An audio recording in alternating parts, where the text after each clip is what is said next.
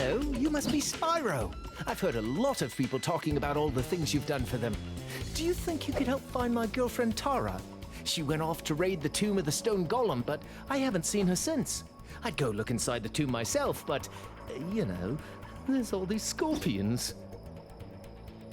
Sure, I'll find Tara the Tomb Raider. Because why not?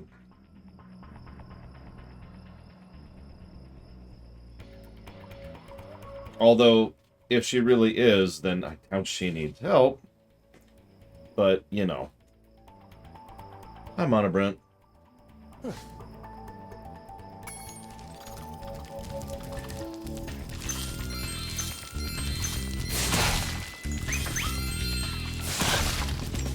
Hello, Retu.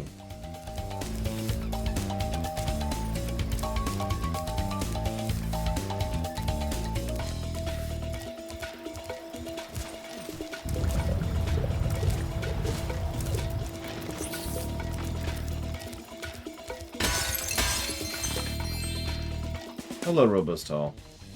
There are many commands you can hit, but I believe one of these days I'm just going to memorize one of those commands, because I don't remember. There's a bunch of them. Pluses, minus, list, sheet. Hang on, what do we got here? Let's pull up the list of commands, for there are so many. There's literally like 50. Like, if you jot down something right now that you think is it probably is. But let's see, we've got Judgment. Who the hell was using Judgment? List is not going to work, unfortunately. Neither, ironically, is Sheet. Run, score. There we go. You know what? I'm just going to memorize that one. Score. You can also do SN or SP or GN or GP. Positives or negatives or story positives or story negatives or story points or gameplay positives or gameplay negatives. Or 50,000 other commands. I'm just going to try to remember score. Plus, that's another one people do. Note is one I see people use a lot while we're on the subject. Yeah, score. There we go. Back to this.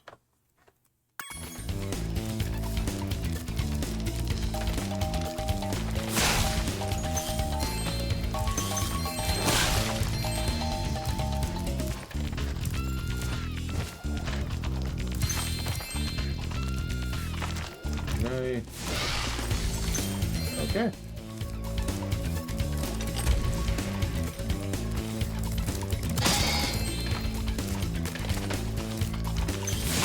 Why are there giant scorpions that sound like dinosaurs here?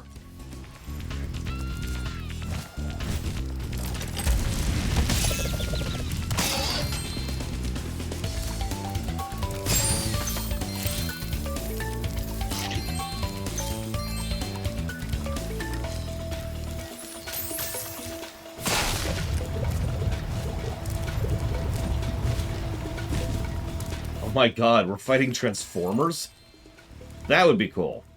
Spyro Transformer crossover. Let's do it. Let's make it happen. Why is all the water acid? Like...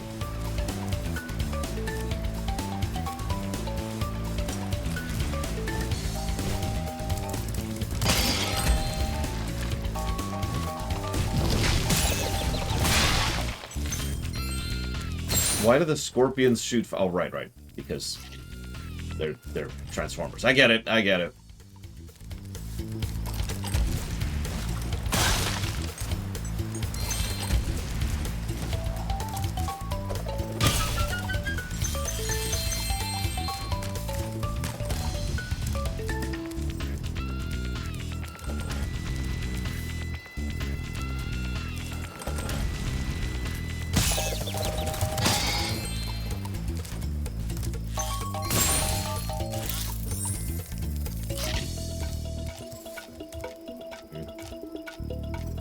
I can make that.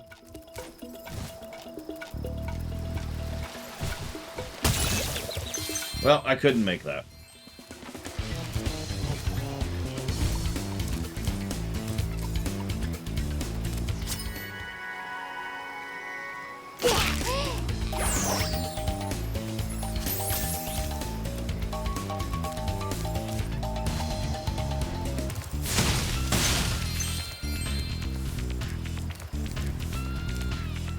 No, I agree, Robostall. Like, it's not like the brickwork has been bad in the sequels, but it was really good in the first one. Haven't seen you in a while. I'm just off for a bit of a walkabout right now. You know, sometimes you just long for the simple, old-fashioned pleasures of yesteryear, don't you? No. Hi, Baron. Oh my god, it's a 2D platformer! Oh god. Wasn't ready.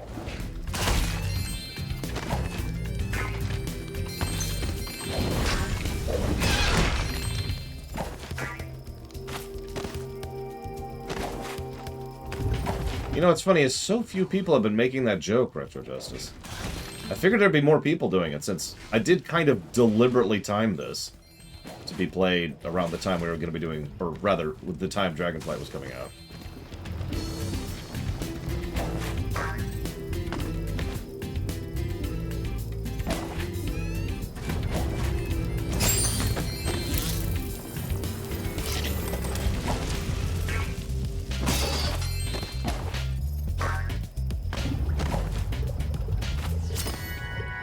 I mean, again, it's not like it's bad, but just compare and contrast this to some of the brilliant color usage in the first game. Just the color usage. You know, it's weird when I start talking about color palettes.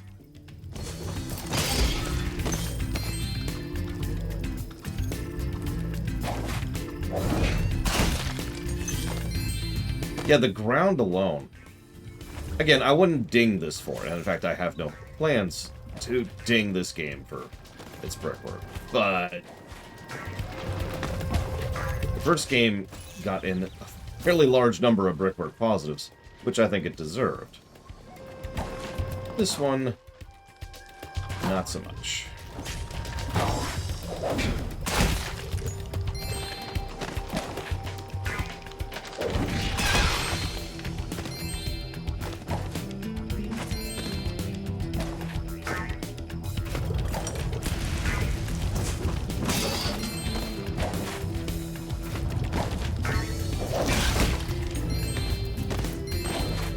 I don't know why Valve just keep calling this a 3D platformer.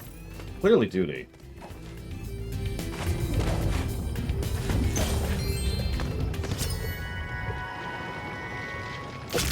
I mean, 3 is probably going to score the best overall. I just kind of wish that it had the polish of 1, you know? That's all.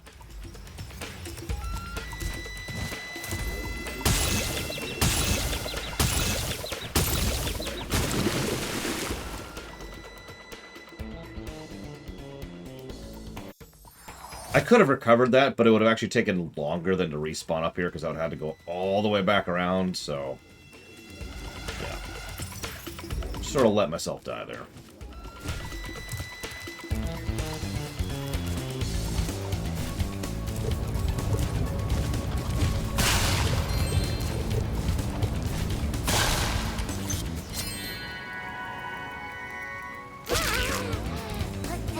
I mean, to go into that polish thing a bit, I've talked so much about polish and how relevant and significant it is for game design. Not just game design, excuse me, everything.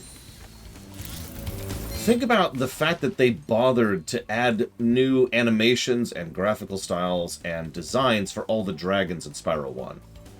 It doesn't change anything. It doesn't add anything. They're still just random dragons you're saving for no good reason, really, other than to progress. But that extra little effort, that polish, is what I tend to appreciate. And, yeah, every dragon being unique adds to the story axis, to be more accurate, of Spyro 1. It's why I gave that a positive. In fact, I think I technically gave it 2. And they look damn good, and they were very well animated. Like, someone put some effort into their little flourishes, even if they were usually just a couple of seconds long. That's polish right there.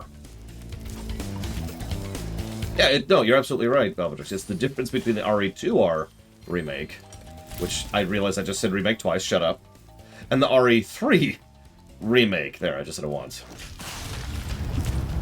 As I complained about during my RE3R review, which I believe is current after the Oblivion line, unlike 2, RE3R was boring. RE3R was undesigned. It's a damn shame. Anyways, thank you for coming to my TED Talk.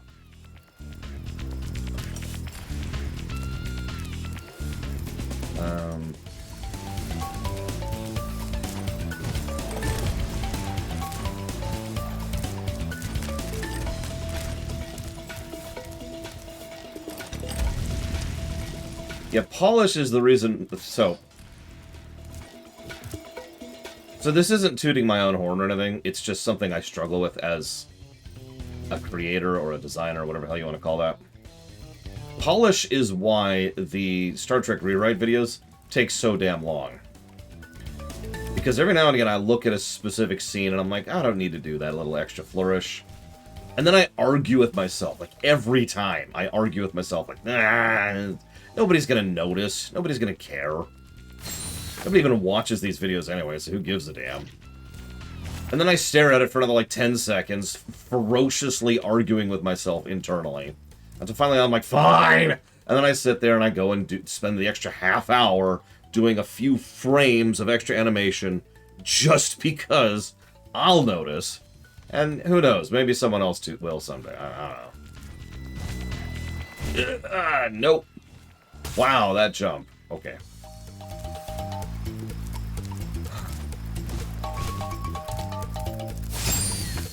Yes, I know I've given the polished speech a lot. Forgive me for the repetition. It's just... it really is the difference between good and great. If this jump isn't intended, I don't know how else to get over there. Like, I can't make it from there. That's too short of a thing. And I can't make it from there. It's too low. So how else do I get over there?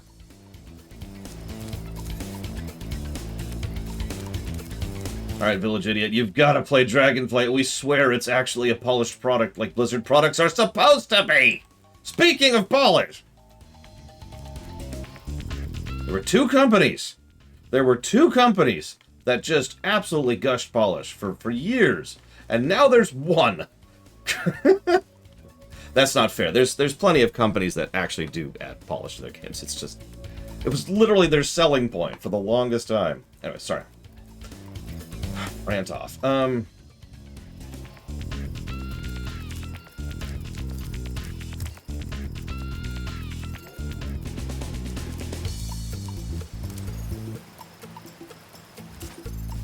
Yeah, who knows? Dragonflight might actually be a return to form. What's the most polished company? Nintendo. Nintendo. There's nothing else for that. And to be clear, when I say Nintendo, I mean core Nintendo. The core Nintendo teams, of which there are two. And it's pretty much the Zeldas and the Marios, and occasionally they branch out and make something else. See, Robostal is like Pokemon Scarlet, which was not made by Nintendo, which is why I just mentioned that. But what do I make of Pokemon Scarlet? So, real talk, it is a very unpolished and rushed product, but everything I've been able to see is that the core mechanics, the core content, the meat of the game, is the best it's ever been. Like, in all sincerity, if they manage to patch out the mechanism issues and the interface issues and the graphics issues and the rendering issues, it might be the best Pokemon game to date. But, you know, it needs more polish. It's weird how that works out. Maybe I could... no, because that stupid hands in the... how do I... does anybody know how to get this stupid jump? I've been standing here for too long. Does anybody know? Do I just need to make the jump? Is this just one of those pixel-perfect jumps? Is that's just all the problem is here? Yeah, I honestly kind of like Cyberpunk. Sure. Okay, that didn't work at all.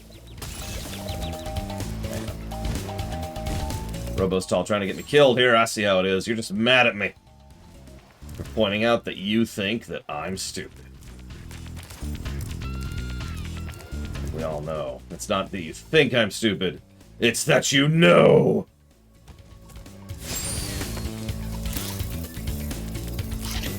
What do you want, Moneybags?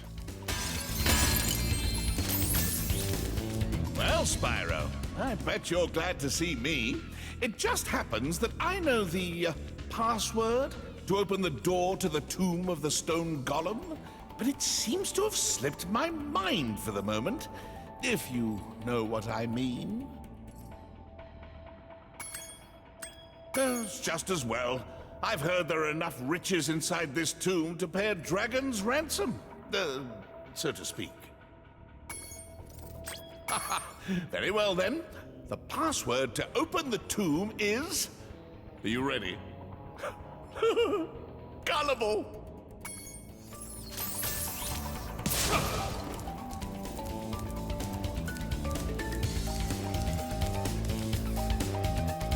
Yeah, someone hand me the ice hammer.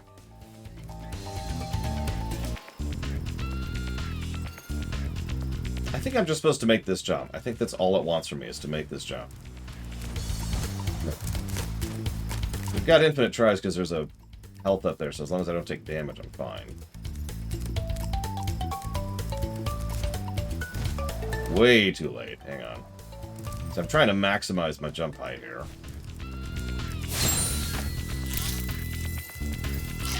Yeah, Dragon Quest XI, that's another good polished game. Ironically, there's actually a decent number of polished games out there. Not as many Polish games, but plenty of polished games. Oh, come on! How did that not make it? I see.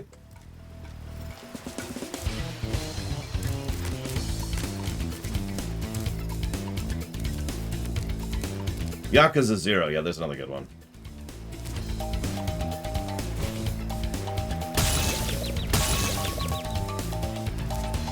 Honestly, a lot of my favorite games of all time tend to be very polished games. Go figure. Portal 2, you know. DOS 2, while we're on the subject. Final Fantasy 6, Chrono Trigger. WoW, at one point in time. Dragon Age Origins.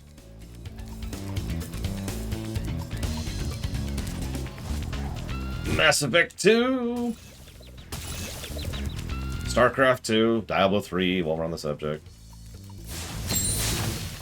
Well, there's two options here, Trihexia. They either threw money at him or they ejected him. It is one of the two. So, we'll see which one they picked. Hopefully they got rid of Gact, because he was never a good addition to the series, and he has literally been a millstone, around the neck of FF7 for years.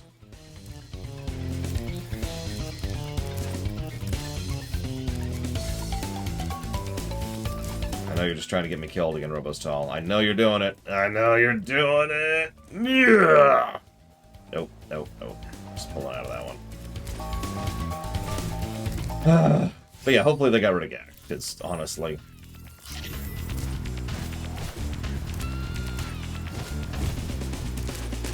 Yeah, what they probably did is they probably threw money at him because Square Enix has squirrels for brains. Nope. This is why I started early today, was just so I could do this jump right here. I knew it was coming. I definitely had that knowledge and awareness. I definitely wasn't just looking at my schedule and having a little bit of a freak out about how long it's taking me to get to Stardew. It's my own fault. I keep adding... Well, you guys keep adding games to the queue, and Stardew is below the walkers list, so anything you add pushes that back. That's not a complaint. It's just... That's why it's taken so long. We probably would have been hitting Stardew Valley like now-ish if I hadn't decided to go ahead and get the thank you streams done.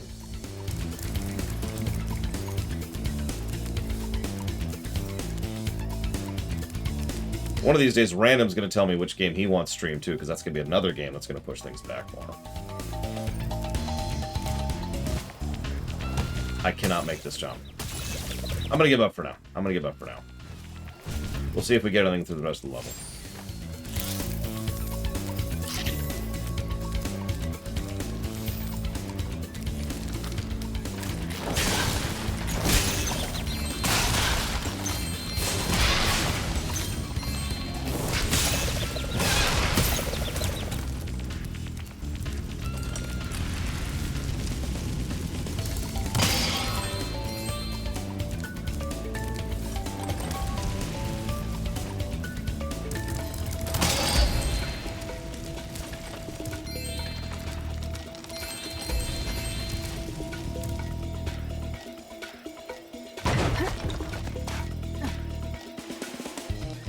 Yep, as expected, she's fine. Well, Well, look at you, showing up here to raid the tomb after I've done all the hard work. I've spent all day pressing switches and shoving boxes around, and you just waltz in here expecting to claim the treasure? Well, you might as well have it. It's only a lousy egg anyway. I don't remember Lara being this much of a prat.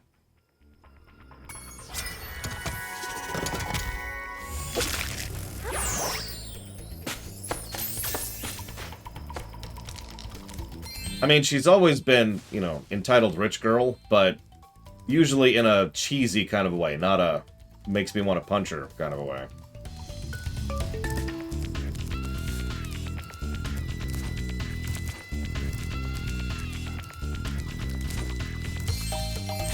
Oh my god, you're right. I mean, granted, the NPC talkie stuff was whatever in the first game, but as I mentioned earlier, every single dragon had a unique animation. First game.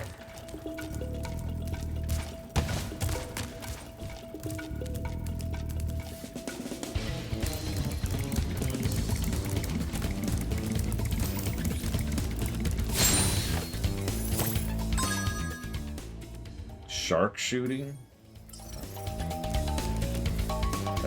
Okay. Alright, let's do this. Speaking of the loops being too short, I think, we already mentioned this yesterday, but I think that's officially why I don't really care for the music in 3.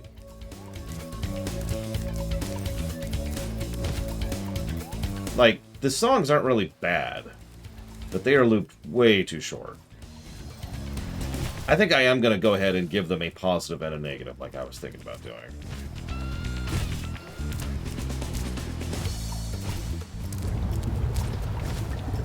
You know, I already went over here. That's because I did. What did I miss? What extremely obvious thing did I miss? I missed the Cult of Genova. That's what it was. Reunion. Reunion. Sorry. What was I doing? Okay.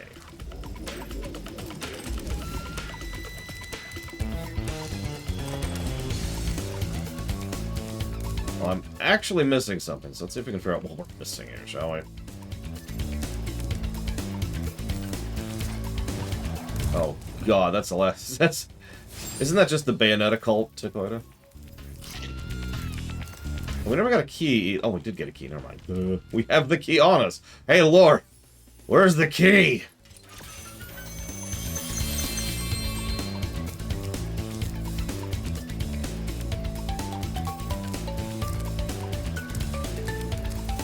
No, I know, it's because we respawned, Robostal. We died, so... All the enemies are back. No, I've actually never played the PS1 versions of these games. I didn't have a lot of PS1 games back in the day due to, you know, college and homelessness. So, as a direct result, I kind of missed out on the late PS1 and the early PS2 stuff. In fact, I technically never bought a PS2. The PS2 I currently own was my friend's PS2 that he eventually gave to me as a gift. Good morning, Glitch of all.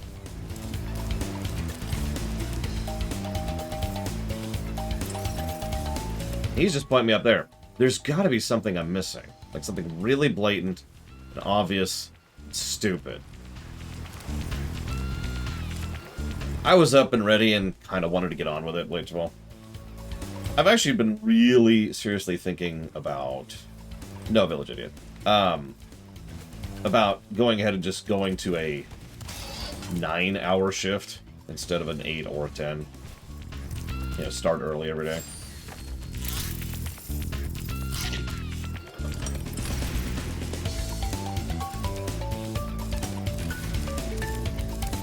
And then we're just back here. What am I missing?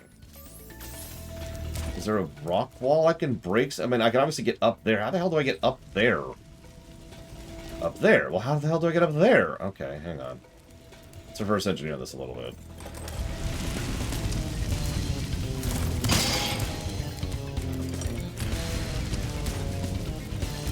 You know... Oh, here it is. Gosh darn it. I have found the way.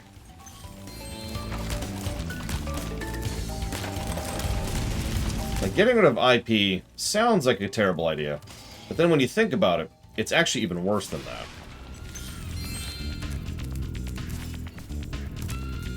That's not a joke.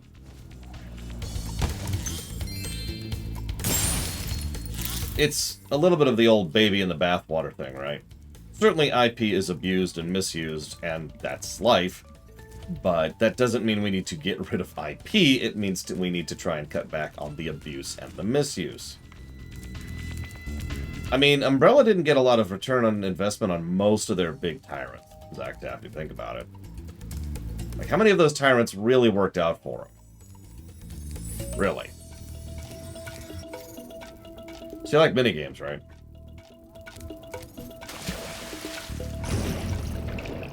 Okay, never mind. It's not a minigame. It's even worse. No, it's a minigame. I've been training my new pet manta ray to carry the latest technology. Super high impact underwater missile launchers. Wanna ride him and try blasting some sharks? Wouldn't those be torpedoes at that point? Just watch out for the shark riders. They're carrying the latest JX-5 underwater tracking ammunition.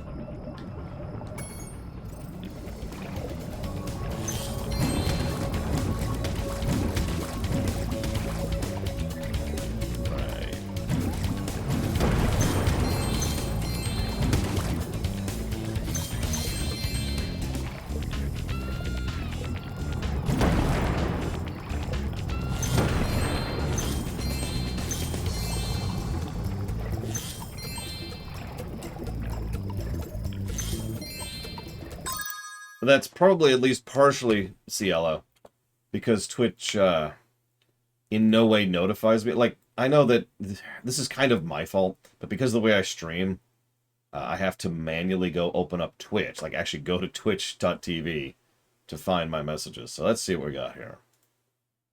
However, I do not have a private message from you, Cielo. Let's see. Wait, there's a message here. It says, "Dear Lore, you suck.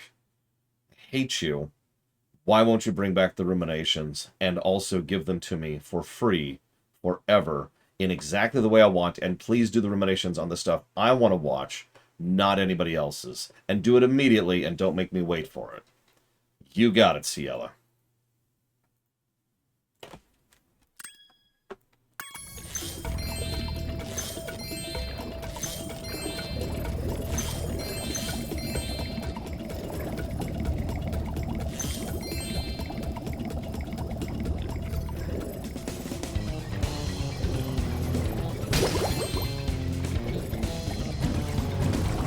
This is doubly funny because if I'm not mistaken, the literal next game we'll be streaming, which hope to God we'll be streaming today, is the thank you stream for Ciela.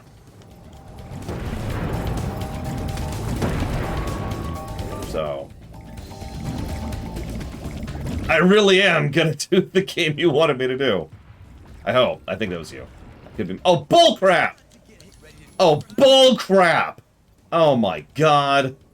It's an Oko. It's an Oko situation. I am...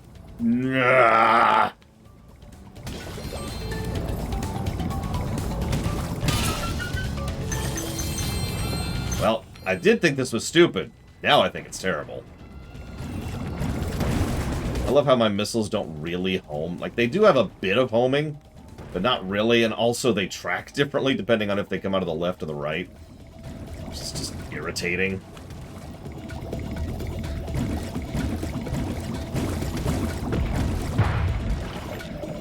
Their weapons home perfectly, of course.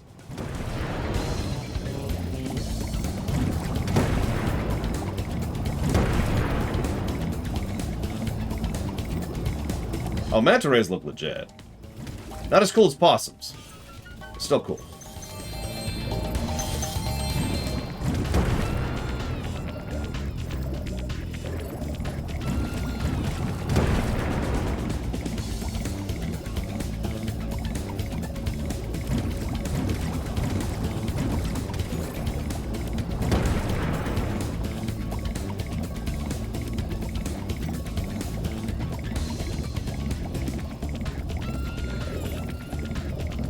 Yeah, I know, by the way, Dean. The fact that the NPC's dialogue is literally, try not to get hit. It's just, it's that extra little FU I was looking for in my life.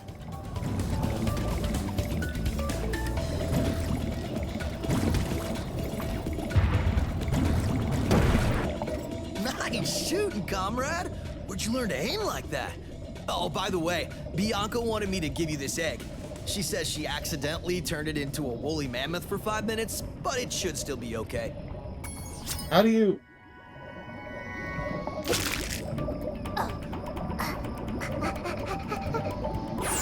Oh yeah, by the way, the baby dragons have about 5 or so canned animations. They all do. So if you've been paying attention, we've seen repeats of the baby dragon animations many times. Which I'm just re-emphasizing to once again point out how ridiculous it is that the first game had a unique animation for every dragon. One of these days I'll shut up about that, I swear.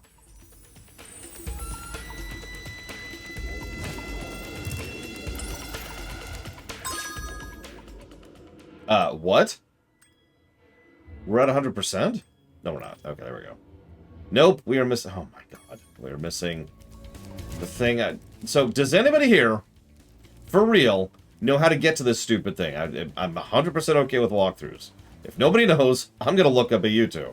Because this is bonkers.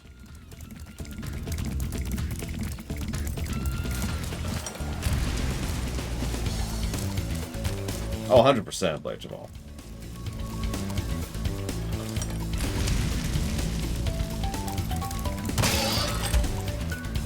So I'm trying to get, for those of you who haven't seen me fail 50 times, I'm trying to get to that thing over there. Hey YouTube, enjoy this amazing music. Name of this stupid level. Desert Ruins.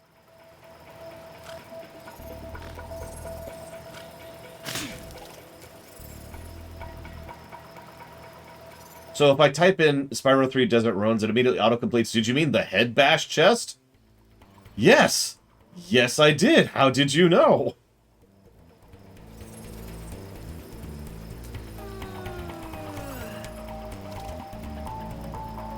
Okay. Jump. Glide. He just makes the jump. He just makes the jump. Okay. Okay. Sure. Whatever. Apparently we just made the jump. That was the answer. Suck less.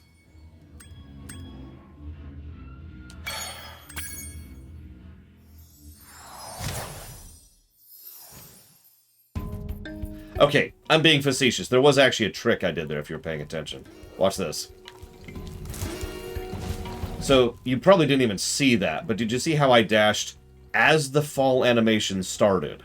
So technically I could still do the input of the dash. Then, I immediately canceled the dash by doing the jump, like this. And it actually gets you that tiny little bit of extra space.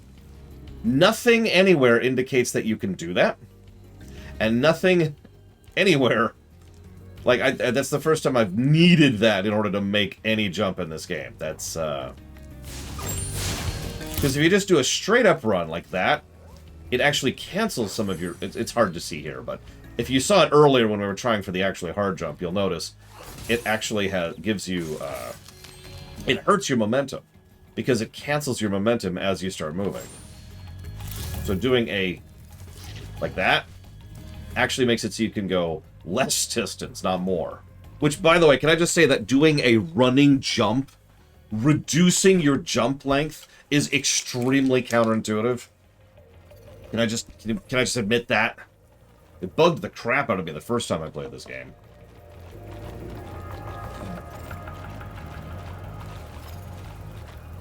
I was gonna write something down.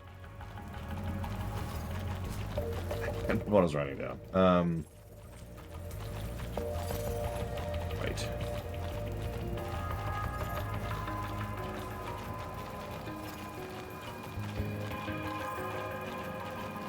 Well, that's because I usually have... Most questions I get in Village Idiot I've been asked 30 times or so. So I kind of have what I call pre-baked answers from most questions. If it takes me a minute to think about it, then yeah, I gotta think about it. Anyways, Latario asks, when am I going to start Streaminations? As soon as we finish the Stardew Valley stream. Spyro, don't tell anyone, but we've stolen some magic from the sorceress. We're hiding here whilst we practice using it. Unfortunately, we've had a bit of an accident and turned everything into crystal, and it seems to have aggravated the indigenous creatures.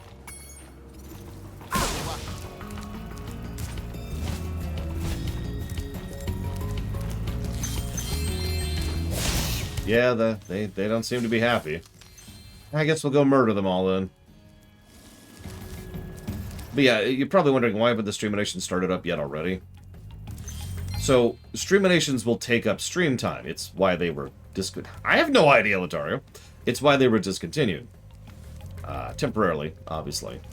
So, whenever we go back to streaming Streaminations, we will be streaming less games because that's impossible to avoid. So until I was a little bit more caught up, I wasn't willing to, stream less just to be able to start the Streaminations earlier. Because once the Streaminations start, that's just a forever thing. There's no finishing the Streaminations. That's just a regular feature.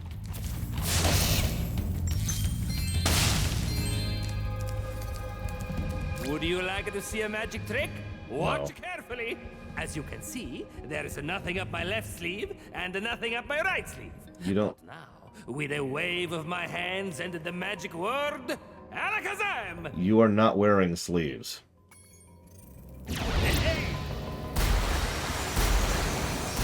Why can't I collect these and just be done with them all?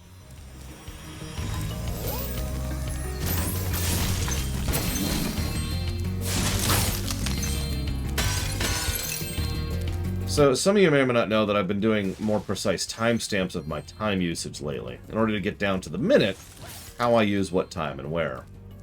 The least surprising thing about that information... I mean, Avatar isn't even funded, Latario, so that's not happening. There are many other shows we need to stream before we get to Avatar. And I hope the Avatar streams are never funded. Now, words.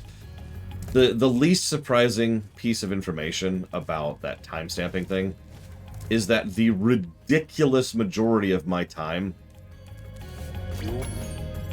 is used up by sleep.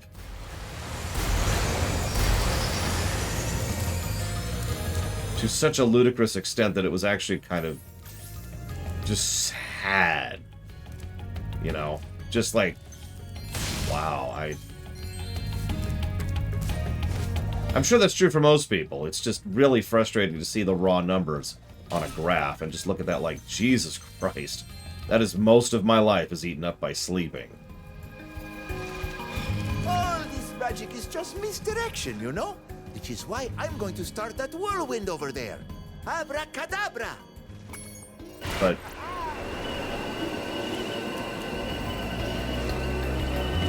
okay.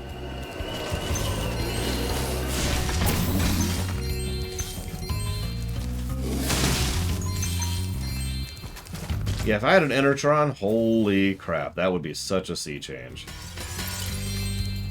That would be such a quality of life change to my life, my god. What's the thing that I'm into that people don't expect me to be into? Sports is one of the most common things.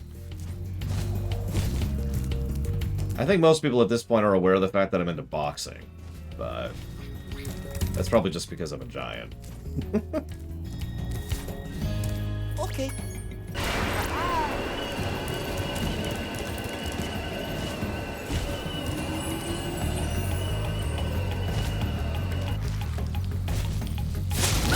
Oh, I'm into tons of sports. But I mostly prefer performing sports. Wrestling is awesome, or at least it used to be. And I constantly am thinking about different ways to do fictional versions of the WWE. Spyro, did you know I happen to be a very talented amateur magician? My specialty is the amazing extending bridge trick. I'd love to show you, but I'll need a small donation first. For my expenses, you understand. You shouldn't anger a magician, Spyro. I just might decide to turn you into a blue hedgehog or something. Wah wah. Very good. Let's see. Hocus pocus, zigglety zen, make this bridge get long again.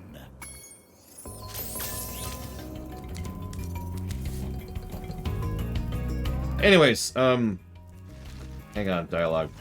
I've been working on a great new magic trick, but this bear keeps spoiling it. Well, maybe if you shut up.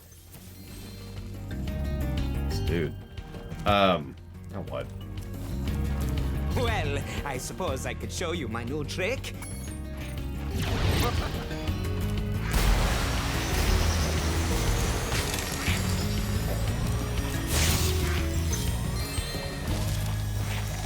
Anyway, so obviously I like boxing, WWE.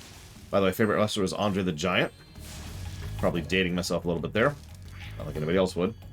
Then we've got football. Obviously, I'm a rather big fan of football, although I don't like football all that much. We actually did that joke yesterday, but it's still true, so it's not actually a joke, really. I enjoyed basketball. And of course, Formula 1 is one of my favorites, because Formula 1 is awesome. It used to be. Let's see, what else?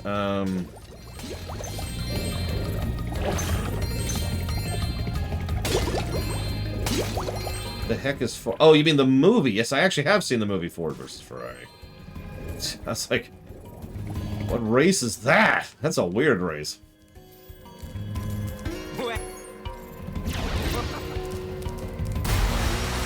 I'm still a little surprised he managed it, Lothario, but, you know.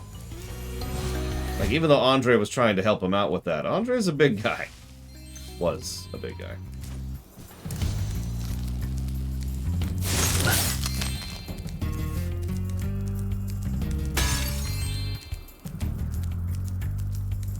Here, you can have this.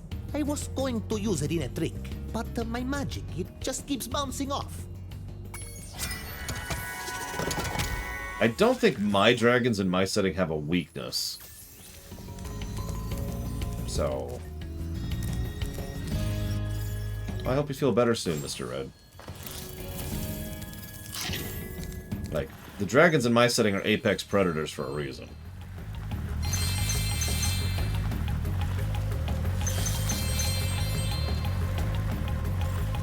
Elements aren't naturally weak to each other at a fundamental level. Ugh, that's video game stuff.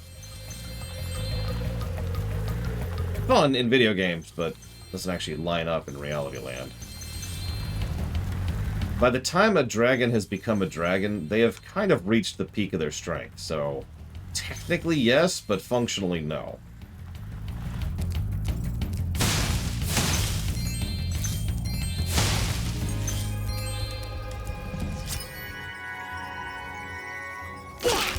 Oh, they communicate with other people all the time. Dragons are just people, after all. They may be elemental people, but they're still people. Wow, nowhere. Possibly Yura? I admittedly don't look at Twitch all that often.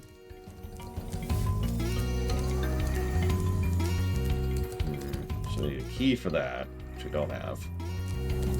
Are elemental dragons, who are people, just like any other people, naturally evil? It's a good question. Do you think people are naturally evil, Lothario? Is that what this is really about? Have you given in to the evil side? Consult your doctor today. Do you have glowing eyes, sunken cheeks, an unresistible urge to cackle every time someone mentions something cute or innocent? You might be infected with the evil.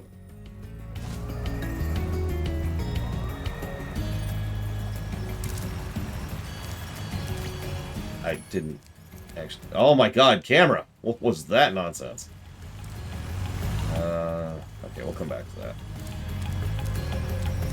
Good evening, Spyro. The amazing Rendini is about to put on a display of prestidigitation. I've heard it's quite impressive, so I'm going to watch the show. I don't know, I would probably call dragons in the Tolkienverse innately evil. Especially given their origins.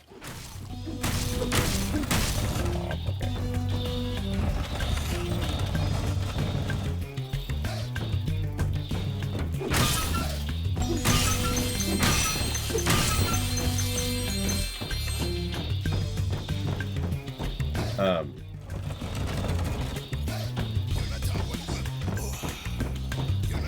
afraid my magic show seems to have overexcited them all. All they need is a good bonker on the head to calm them down. And you look like just the Yeti to help. I don't think that... Okay.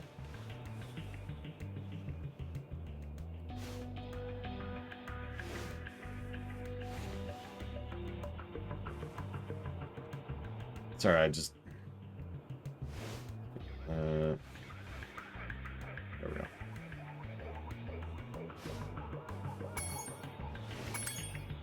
A light tap on the head should sort them out. But be careful, my friends are trying to burrow after them. One of my rules for writing in the extant is to completely ignore religion as a concept. So we do. Well, that did not do it. A light...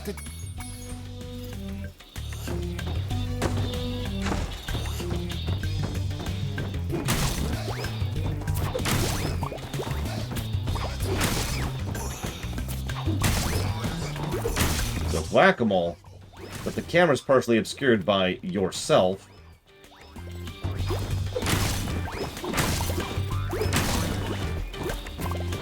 And if you hit the wrong thing, you instantly lose the entire challenge. That sounds like fun. Oh, it's timed, too.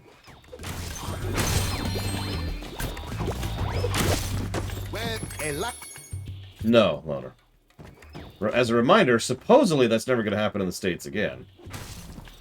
We'll see how true that ends up being. Why would I even answer that question, Lothario? When I say avoid the subject, I mean avoid the subject. So simply asking the question guarantees I'm not going to answer it.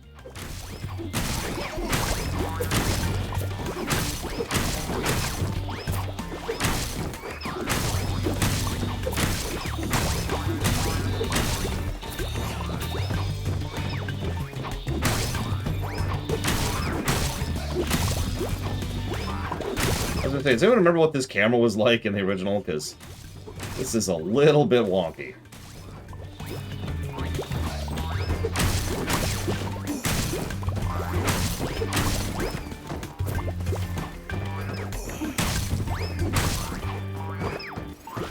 And fail.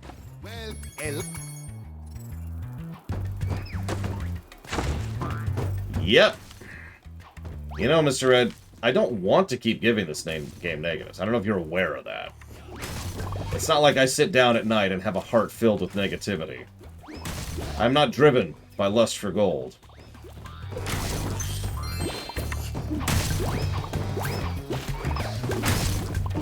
Believe it or not. Although gold is shiny. Oh, and no, dragons in the extant don't care about gold specifically so much as they are people, and therefore can care about whatever they feel like. Maybe stuffed animals? Doll collections? Stamps? I don't know. Whatever they're into. Well done! And look! One of my friends dug this up whilst chasing the moles.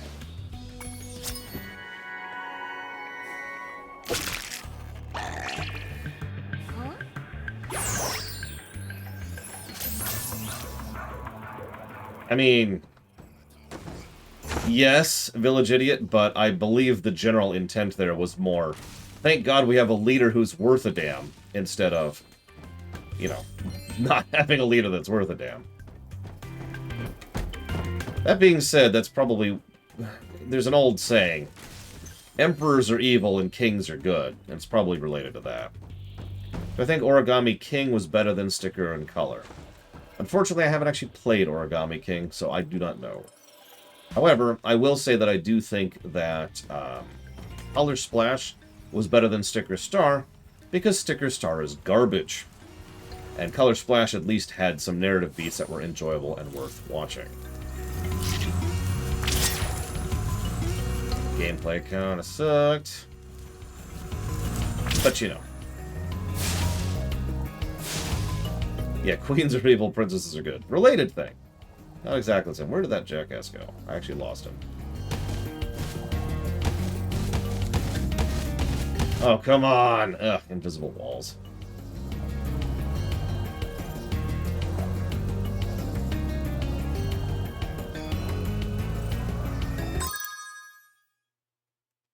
Wait, did somebody decide to donate in the middle of me being extremely distracted by a terrible minigame? Because that is how that usually goes. Yep, there it is. I see it. Your timing is terrible, Dragon's Hunter. However, I will forgive you just this once. Thank you for being part of the show. Mr. Red, put that towards something.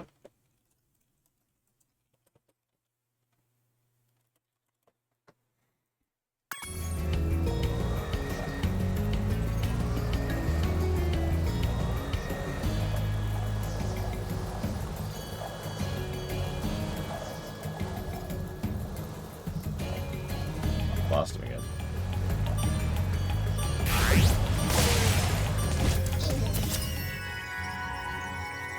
Empresses are usually evil for the same reason emperors are usually evil. You'll put it towards... That's going to be interesting. Technically, 2 people have now donated towards that series. That's going to be fun. I look forward to you donating the hundreds of dollars necessary to buy those games.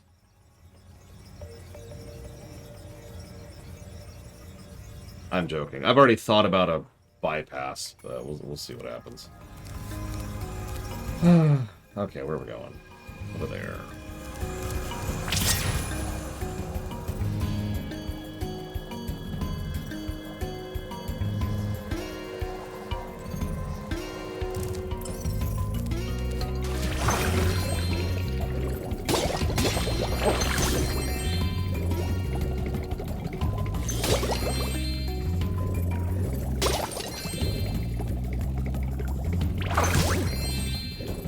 Yeah, apparently Valvedrix, who knew?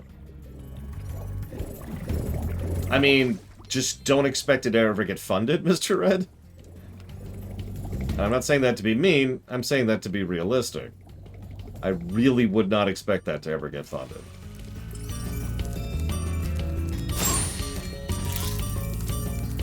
Well, shoot.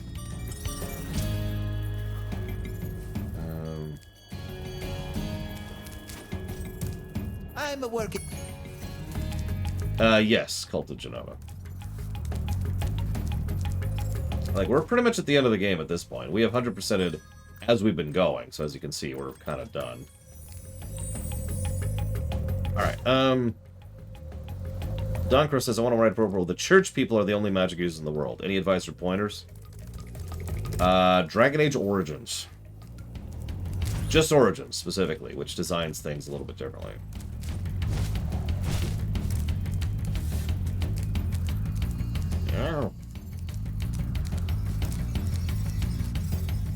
I'm dead serious, by the way. Just look at how they design what and where. Look at the specifics of how the church, the Chantry, interacts with the mages and how the Chantry has control over the mages. And here's the important part. Think about the specifics of how that interacts with itself. Anybody could just say the church is filled with mages. But what they did in Dragon Age Origins was they did a few more steps deeper and thought about how that would affect things on a day-to-day basis. How culture and perspective and even the individual peasant would be able to react or interact with mages because of the direct connection to religion, right?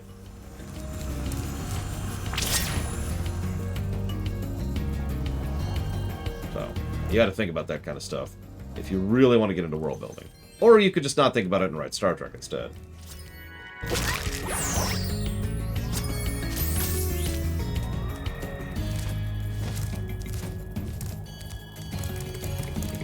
Good morning, Faith.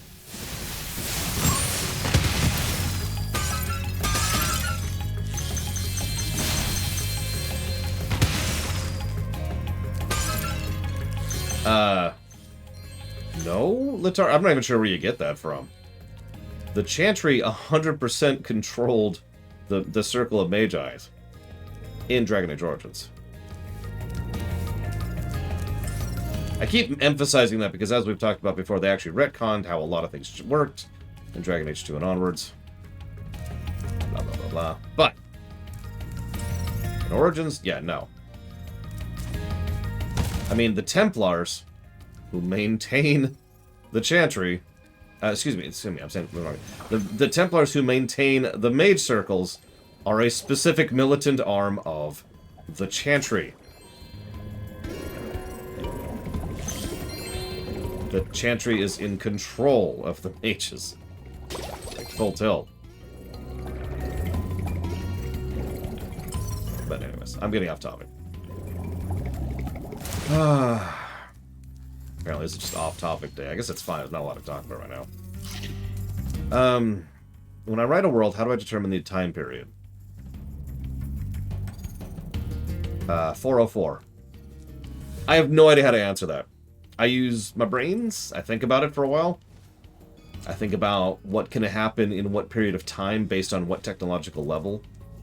Like, if your world is set in an old medieval thing, then progress is slow and events are slow. So there's less wrong with having things take years and years and years. If you're in a setting where you can jump from one system to the next in a couple of days, you need to start thinking about how much that's going to change long-term events. And having a century of war in that kind of a setting just kind of makes me raise an eyebrow a bit, for example. Or, I don't know, a 50-year occupation by a foreign power. To use a slightly more specific example.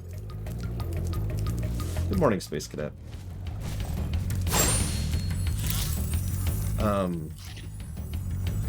So Triaxia says, what's the fundamental difference between black magic and dark magic? There is none. I mean, so you mentioned, you know, people view phrasing differently, but in my experience, if someone says black magic or someone says dark magic, they mean the exact same thing. Like, there's no variance there. Where's the key?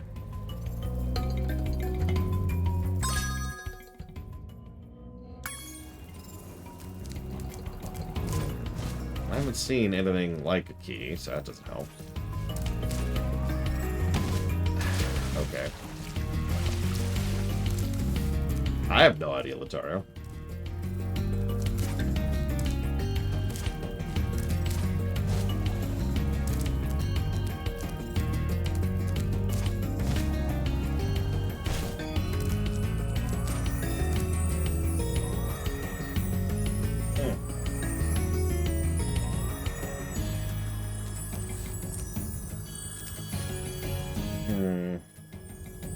Let's get over here first.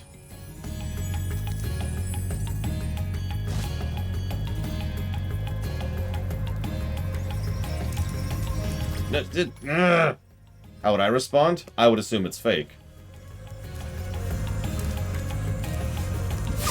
That would be my automatic response. Oh yeah, sure, whatever. And then I would go back to streaming. And then people would pop into stream saying, what do you think about the dragon? And I'd turn it into a drinking game. So Cashel asked an interesting question. Let me roll back to this for a second. Let me delete all these questions for a second. Except for these ones. What do I think about the dragon? There's a dragon? What? You know what? I wish we had a dragon's hunter, you know what I mean? I don't drink alcohol. I kind of hate alcohol, to be completely blunt about it. Really, really not my thing. Also, I understand what it does to the brain chemically, so not a fan of that either. But mostly just don't like the flavor.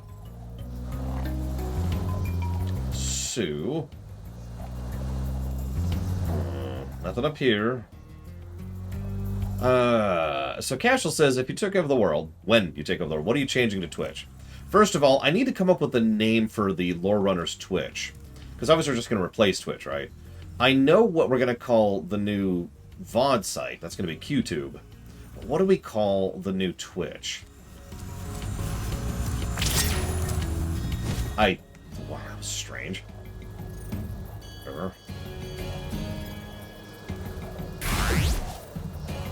Going over here.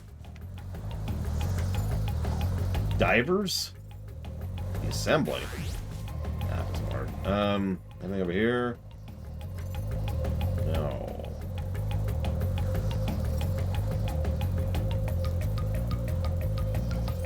I call it Justin TV.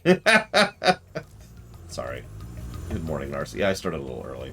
Good thing, too, because this is the second time this morning I've had to YouTube how to find a goddamn item in this game. The name of this world? Crystal Islands.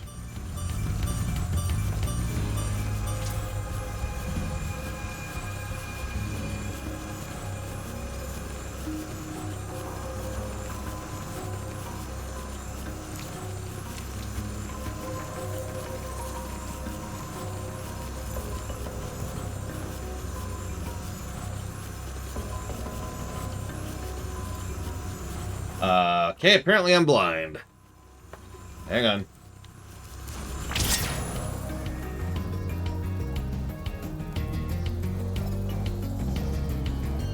Yep, blind.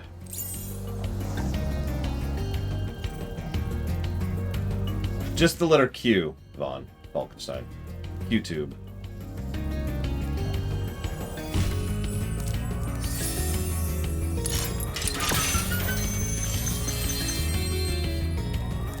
Seriously, that's not it.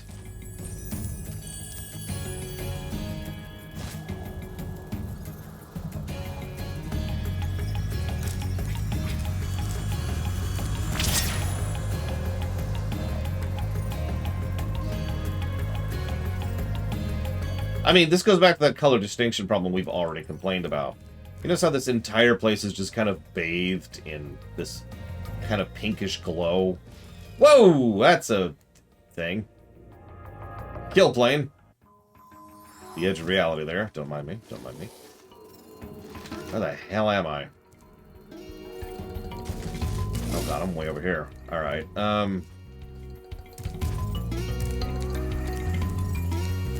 By the way, Latario, I have a random question for you. Considering I mentioned flat out that we have a specific channel on Discord for these kind of off-topic questions, why haven't you been using it?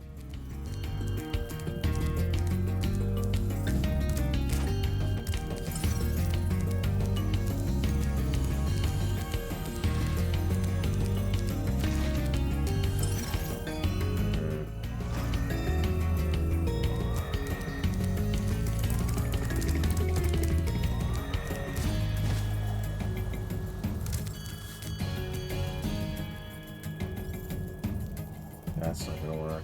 Well, maybe I'll try it. Never know. No, he's on Discord. Sorry, they are on Discord. I shouldn't presume gender here.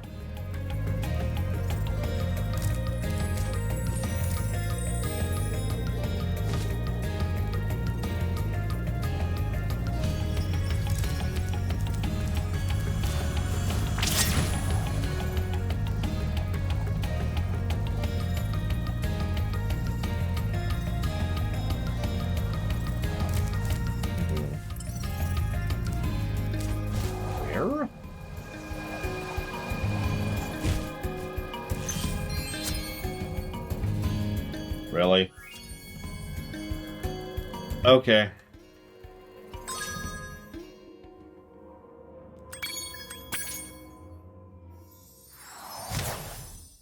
Hit refresh, Cult of Genova. It's a Twitch thing. What changes do I make to Twitch? Believe it or not, I've actually thought about this. So first of all, I rename it to something else, by which I mean I just replace it with something else. Don't know what we'll call it yet. We'll figure that out later. We'll glow over that thing again. Gosh darn it.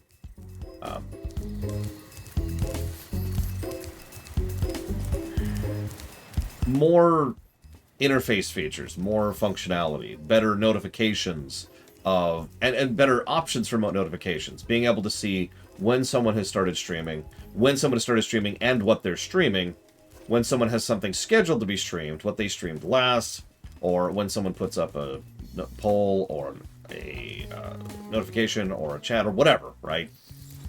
And all of those would be a toggle. All of those would be something that you, the viewer, could say yes, no, yes, no, yes, no to an individual thing. Yeah, get rid of automated playthrough, nuke that crap. Just get rid of that crap.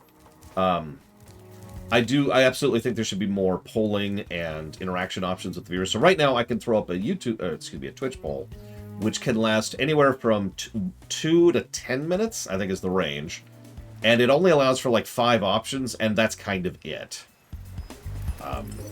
Yeah, there's one that's down here, and I couldn't find it, Mr. Red. You know where this is. There's a floor I can hit, actually. Okay. Sure. It's probably this, then.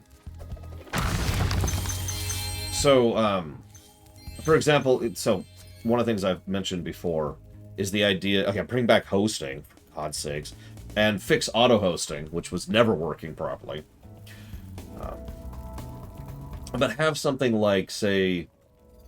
Let's use a random made-up example. Let's say that once a month, I want to have a poll for all the viewers on Lorer. I don't know. We'll come up with a name later. That allows people to say, this is the kind of stuff I'm interested in streaming for the next month.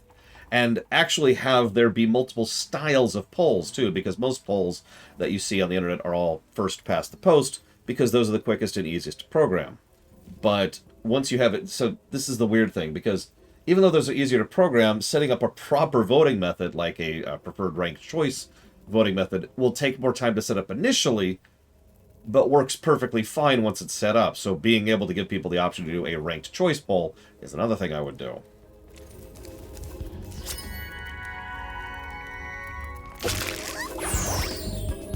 Oh yeah, just transferable something. There are multiple voting methods, and the fact that we're stuck in first past the post on the internet is bad enough. Never mind the fact that we're stuck that in the country I live in, but that's neither here nor there. So, I'm missing 2 eggs. Shush, it's a secret, and question mark, question mark. I will take any hints on those because I've actually already been exploring this place a bit and I haven't found jack.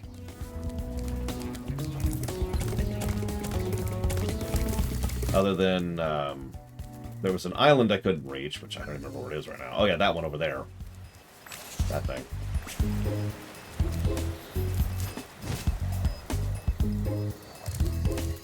The lore stream. I like it. A runner stream? Anyways. What other things? More moderation tools are always helpful. There are a good number of moderation tools on Twitch, but we can get more gradient.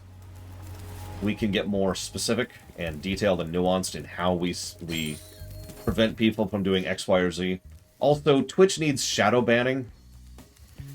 So for those of you, this sounds mean, because shadow banning is kind of its own thing, but to be very clear, I am 100% in favor of shadow banning. So shadow banning is when you have banned someone, but they don't know it. From their perspective, their interface, their interaction, acts as if nothing's changed. They can still talk and chat and spam, dick ASCII pics or whatever the hell it is they're actually doing to be worthy of banning. But nobody else sees it because they're banned. Yeah, I already went over there. Oh, yep, okay, yep.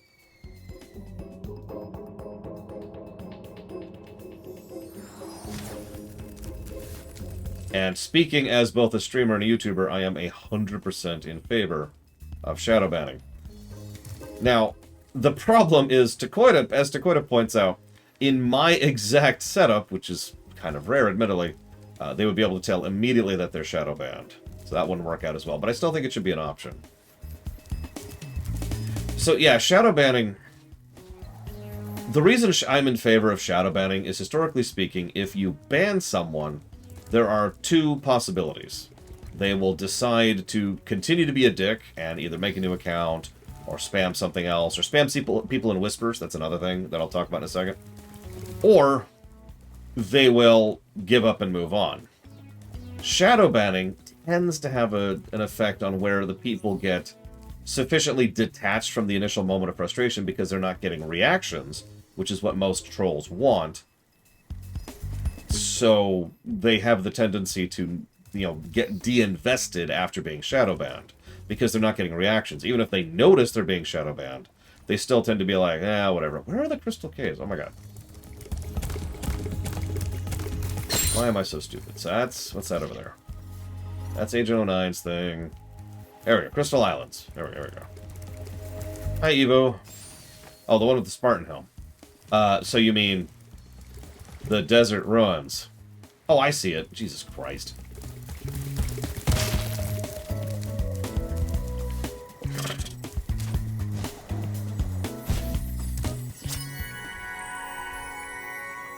I didn't even process for a millisecond that crystal wall meant that's what I was looking for.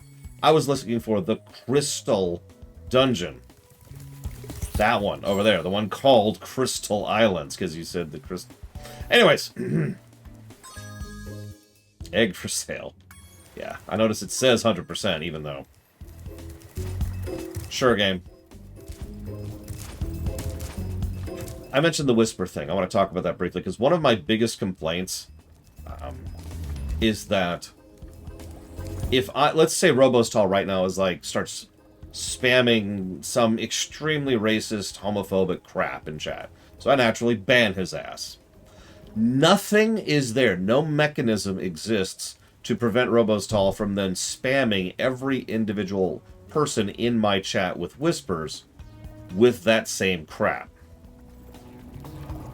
Now, that's a little bit harder to do because of the nature of how that works, but there are ways to basically make it so that, let's say if I ban Robostal, have a secondary string which will track all of the people who are currently in my chat and effectively set up an auto block in between him and all those people, right? Yeah, there's a reason why people tend to have Twitch whispers off by default, by the way. It's one of the reasons why Bregman, every time she has to send out an invite, has to specifically say, make sure your whispers are on, because we send out invites via whispers. Yeah, we can also just do a throttle. Just make a thing where you cannot send whispers after being banned for a period of time. Like, there's ways to do this. There's ways to make this work. Oh, yeah.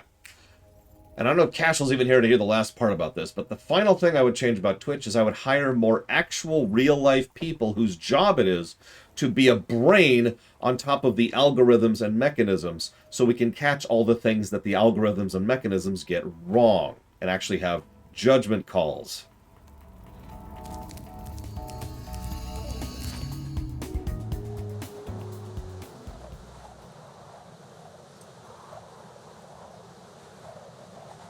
Sure they do, Act. Sure they do.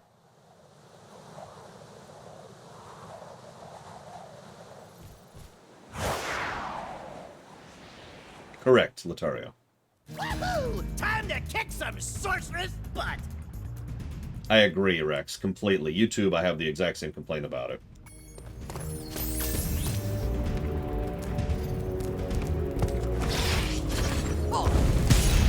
That was a lot of effort for a fireball. I can do it quicker. Wow, okay. Those are pretty homing fireballs, though, I'll give you that. What? I'm not even sure what happened there.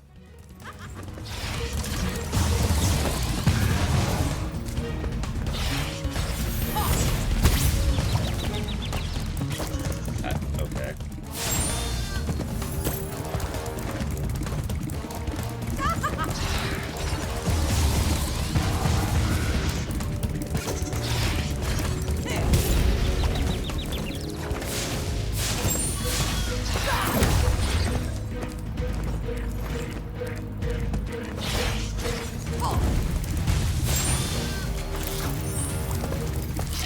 Are any of these gonna fall, or is it just my life now?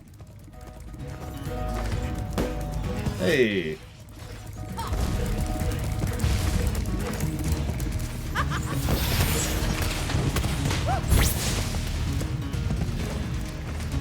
Yeah, no kidding, Mr. Red.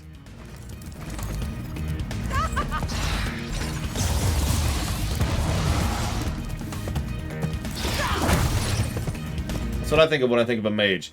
Punch! Cast fist!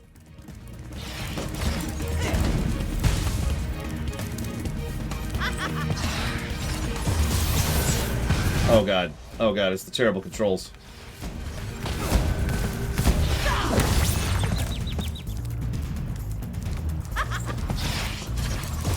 I mean, you would have to work very hard to be a worse boss fight than Spyro 1.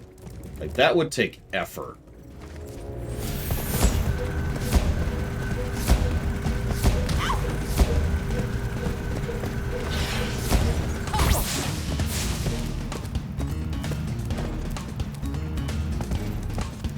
No offense to Spyro 1. But that last boss fight can go straight to hell. Yes, Narset.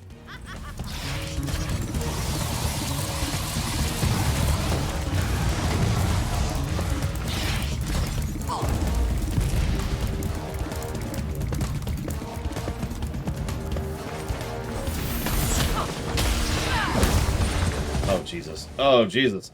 Oh, my God. Oh, my God. Oh, my God. Okay. Okay.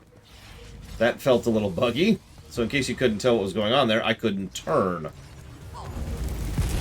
So I sort of just kind of kept going that direction.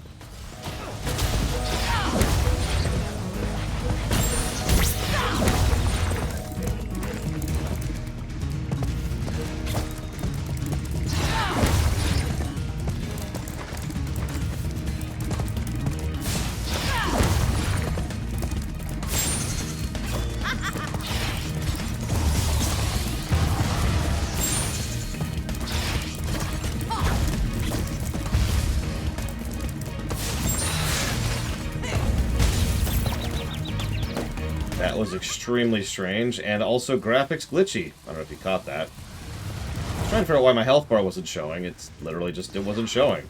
That's the answer.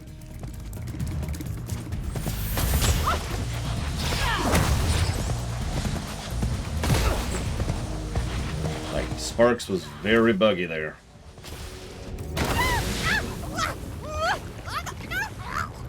Well, that's actually horrific!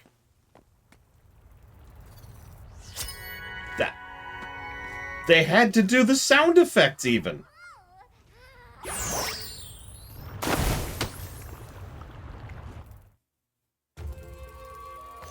Spyro, you've just defeated a sorceress, rescued the dragon eggs, and restored freedom to the lost dragon worlds.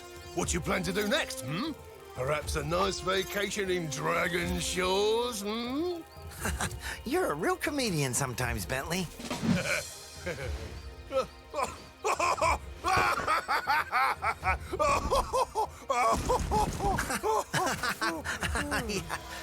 What is this, an episode of TOS? You know, I still have to find the rest of the dragon eggs. Plus, Hunter seems to have disappeared again, so I should go make sure he's not in more trouble. You haven't seen him, have you? What? Me? Oh, no. If I do happen to encounter him, however, I will most certainly inform you immediately. Sure. It's a funny thing, Spyro. I adjusted Avalar's portals to take me to the Dragon Worlds, but somehow I ended up here. Maybe my coordinate tables are out of date. Yeah, by 1,000 years. That would explain why the book was so cheap.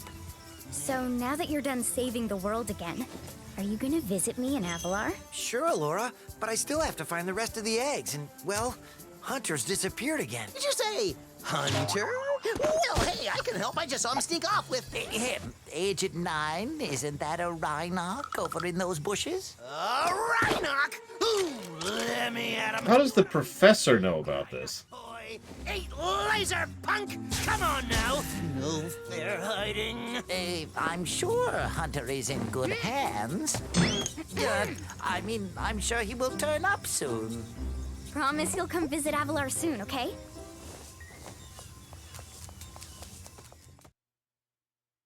Now, how many times have I told you not to tease that moose? It was Billy's idea. Yeah. Is that true, Billy? Hold that thought, Billy. Spyro, great to see ya. Hi, Sheila. I've been looking for Hunter all day. Have you seen him? Sorry, Spyro. Hunter made me promise not to tell you where they went. How does everyone know except for Spyro? You didn't hear anything from me. How does everyone... Oh, no.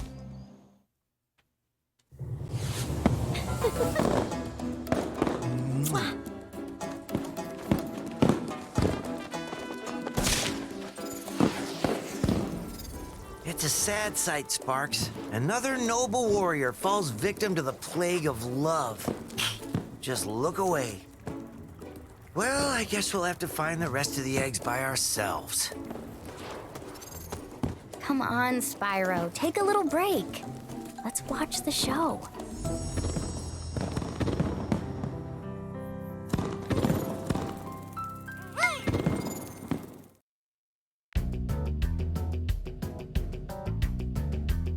Is this the same damn credits?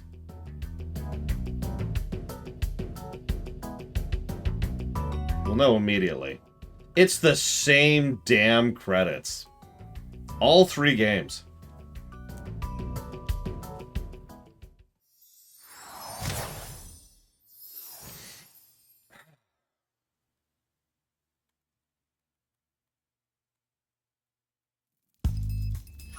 Whatever. So, let's go find thing that we can make happen. I do like being cruel to Mr. Red pointlessly, and for no reason.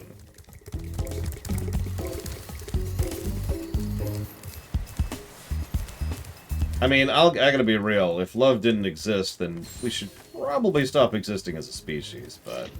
it's okay. The Lich King has deemed that you may continue to exist.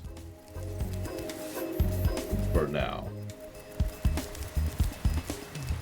Don't worry, Spyro. I won't be needing any more of your money. Now, don't look so surprised. I found one of the dragon eggs, and I'm going to sell it for a fortune back in Evalar. Uh-oh. Why are you looking at me like that? I've got to be going now. Toodles!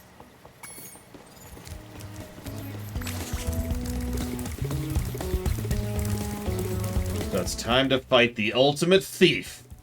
The bank!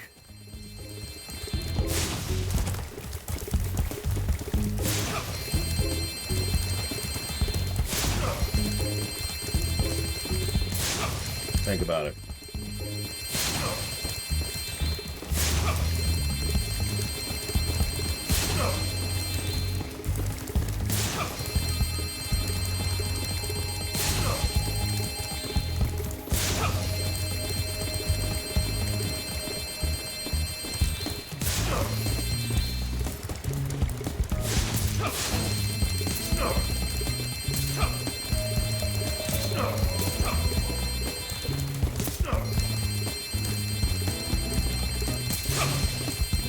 This is surprisingly visually indistinct for how easy this is. Like, there's no real effort here, but it's still easy to lose track of them just in the visual noise going on.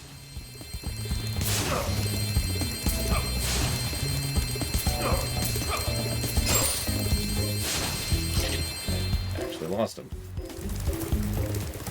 Literally lost him in that nonsense.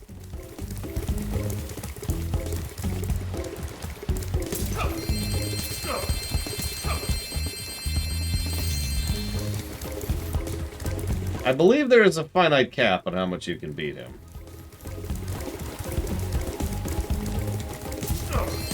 I could be wrong. Yeah, 15,000. That's the magic number.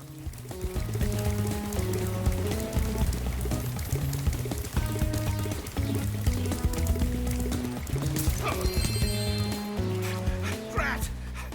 Double drat! Drat, drat, drat, drat, drat, drat, drat! I never knew dragons were so fast! That's it! I give up!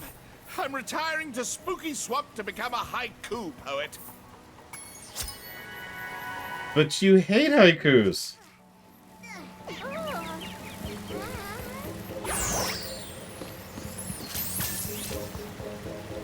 Also, that's the Crystal Islands, not... oh, whatever. So, we're missing gems. Okay. So let me see if I can remember where this one thing is. I probably can't.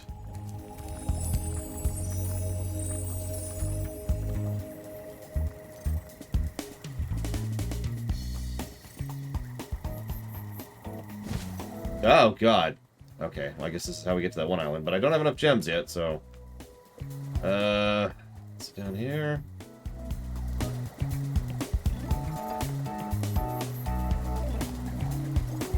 Yeah, okay. Where the hell am I?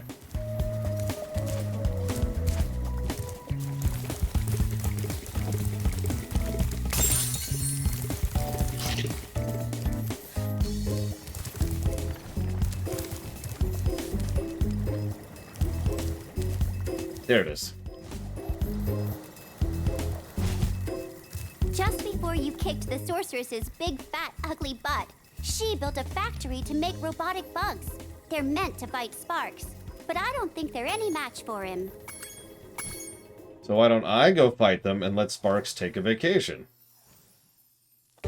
No? Okay.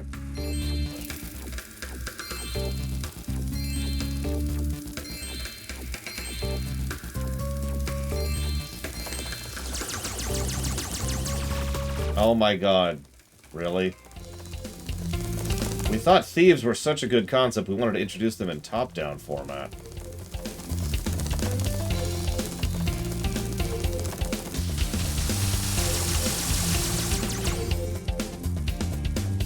What?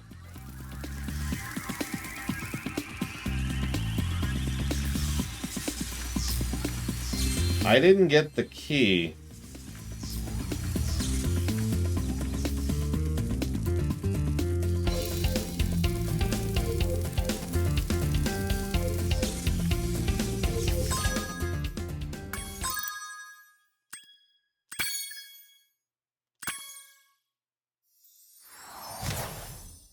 That's a bug. And thus was Sparks lost forever. The end.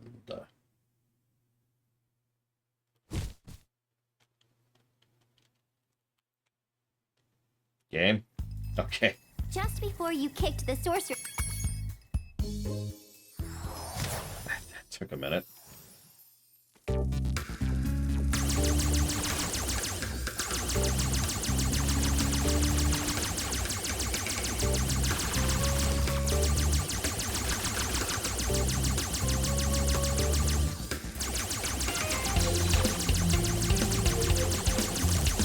I hate these controls so much.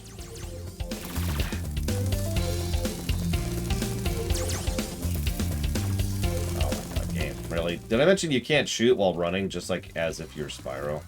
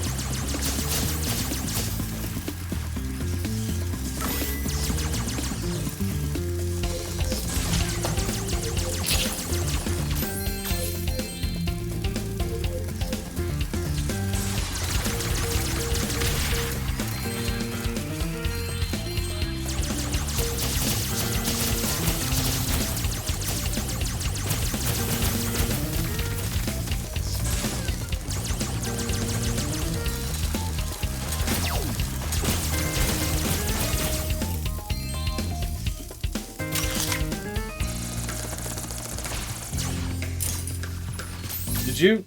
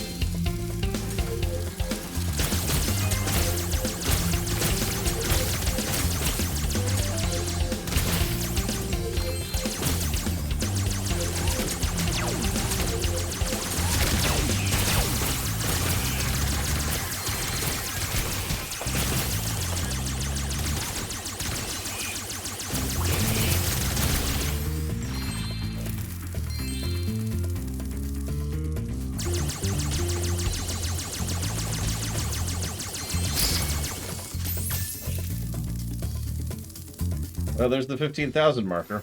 And we have 15,002 thanks to that one bugged 2 we got earlier, so that sounds right. Oh, there's some memories for you. I never played Centipede, or Millipede, or whatever it was called.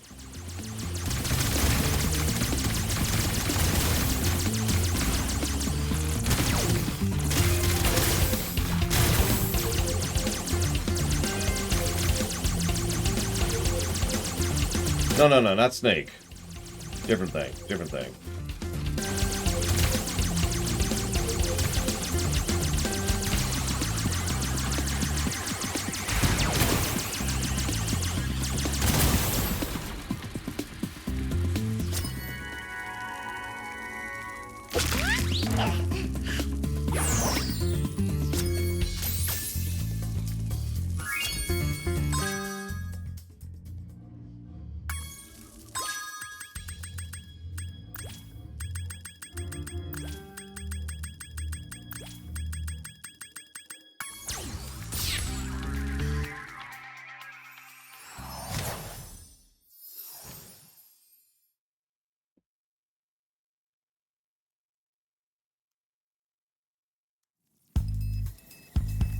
Good morning, DirectD.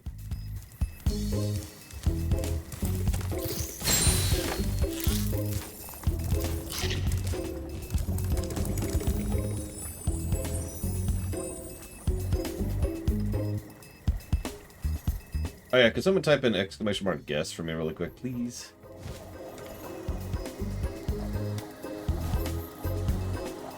Oh, where is it? Where is it? Is that it? No, that's it over there. Invisible walls. My favorite kinds of walls, honestly. Thank you. If you haven't gotten your guess in, this is a good chance to, because I'm logging it down. I'd probably put her at a 0, Trihexia. Maybe -1. Pretty sure I'm more magical in real life than that sorceress is. I'm pretty sure if Mr. Red grabbed a gun, he would be more magical than that sorceress was. I'm sorry, Evo. I'll offer you more sharks, but there's just... I only have so many sharks, you know? Super bonus round is the name of the stage.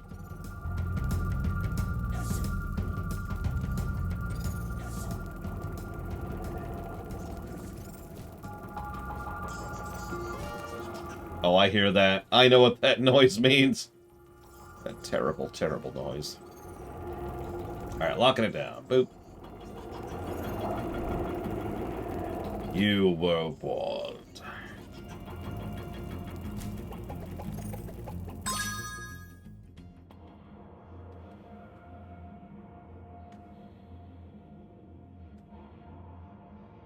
So I don't know if you know this or noticed this, Evo.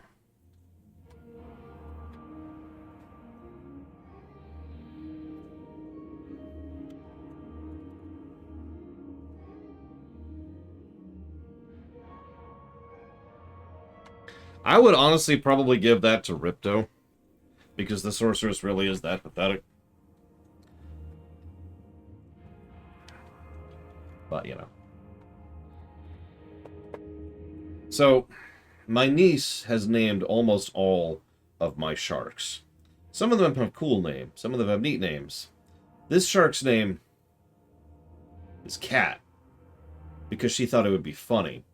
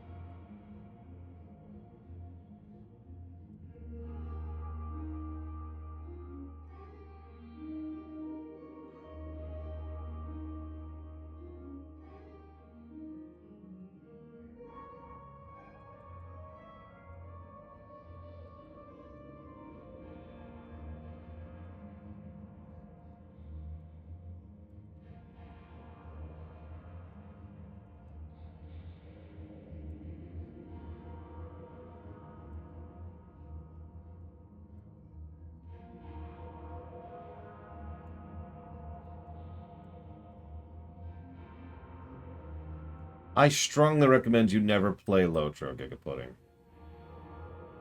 Lotro has some good elements to it, and in fact, ironically, holds the unique distinction of being the inventor of a lot of good MMO design. But almost all of those things are things that other MMOs then took their innovation on and iterated on to make it actually good.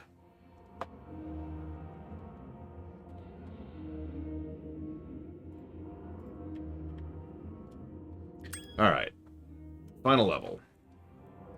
The egg here is called Woo, a Secret Egg. We've actually had several bugs, but none of the bugs I think are negative worthy now. Most of them have just been silly Skyrim-style bugs. Hey, you finally made it, Spyro! Hunter was a little worried about you when you went off to fight the sorceress, but I always knew you'd beat her. This place is where the sorceress kept all her treasure, but after she was defeated, a bunch of thieves came and stole it. If you can catch the thieves, you're more than welcome to keep the treasure. Yeah, if a great way to explain Lotro is, imagine that you can sit down to a really excellent, like, short movie, like a 5-minute clip, and it's good. And then you have to, every time you do that, you have to sit down for about 2 hours of watching paint dry. And you have to pay attention to the paint drying, because if you screw up, then you have to rewind and go rewatch the part of the paint drying that you screwed up on. And that's Lotro, in a nutshell. I do not recommend it. Oh, by the way, Hunter is around here somewhere. He's been tinkering with one of his new toys all day, and he wants to show it off. You should go see him. No, it's not factory worker syndrome, it's just straight padding. It is straight up padding. It's some of the worst seconds and minutes in modern MMO design. And MMOs are all about seconds and minutes.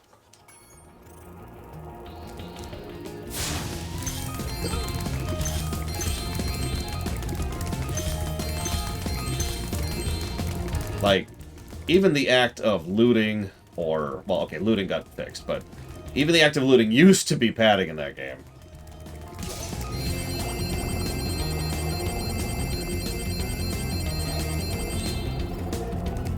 For example.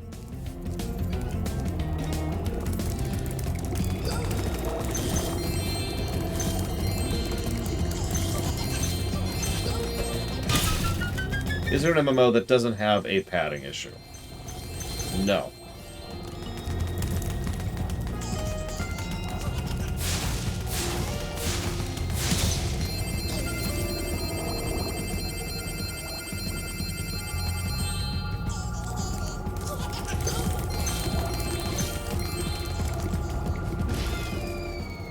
There was a crack there. Yeah, MMOs were originally designed to keep you subscribed as long as possible, which means MMOs as a genre developed into using as much of your time as possible. They do not necessarily need to be like that, but they are. Like, we're at the point now where that's no longer something that's required, you know? Don't mind me. Well, what I was thinking, Narset, is I'm going to reach out to the thieves and I say, does anyone repent? The thieves would look at me and go, nah, nah, nah, nah, nah. And I was like, but anybody. Any thief. Does any thief wish to repent? And any thieves that repent would be taken on the evacuation ship. The rest would see their destruction coming. They would see the moon slowly approaching their planet. They would feel their atmospheres begin to boil their seas. They would know. They would be kept in stasis magically, just so they would have to endure watching the destruction of everything they have ever known. They would have to actually behold every single blade of grass, every tree being ignited, a global firestorm that tears away the very atmosphere itself. And in the very end, the magical field keeping them alive would be removed, right as the moon is about to physically collide with the planet. and the resulting tectonic stresses, which would thankfully kill them instantly. But they would know. There would be a clock that they could all hear ticking until that final moment. And they would, every single one of them, know that it is the last second that they will ever know anything.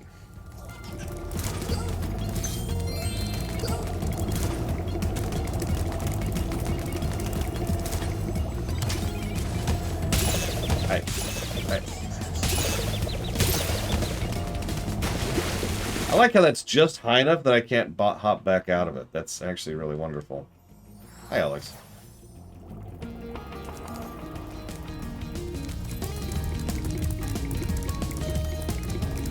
I think I've died more here than in most levels in this game. Just to random nonsense, so nothing substantial.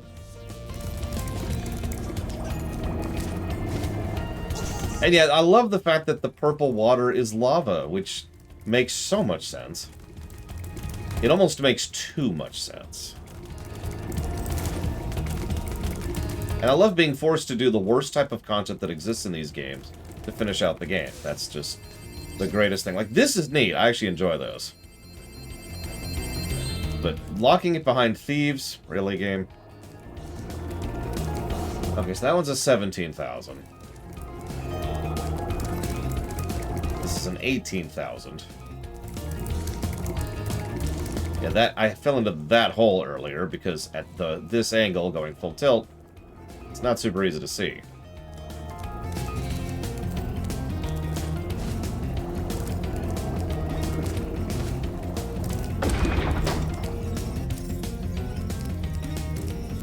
Hi, Spyro. Did you see Bianca? She was really worried about you when you went off to fight the sorceress. It was pretty funny. She tries to play it cool, but she was scared stiff until you came back safe. Then why didn't she help me? I just finished fixing up an old submarine. Why don't you try taking it for a spin? Want to take my sub for a spin? Great! But yes, Destiny and Destiny 2 are MMOs. They are MMO FPSs, but they are still MMOs. I'm also not a big fan of them. Unrelated, just, you know.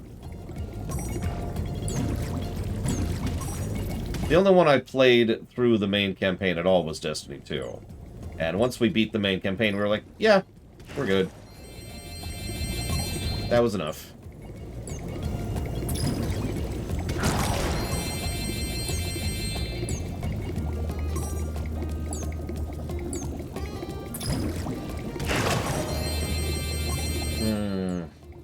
Can you name any, Evo?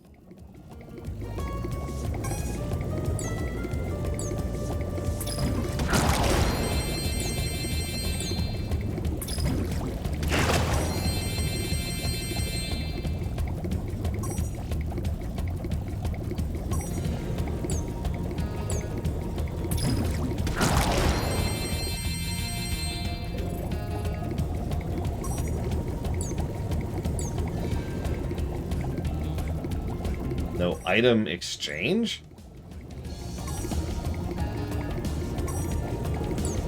You're gonna have to explain that.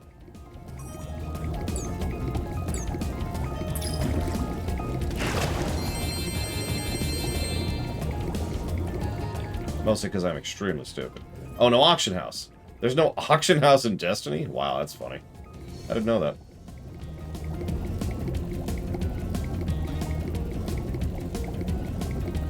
Asheron's Call doesn't have an auction house either.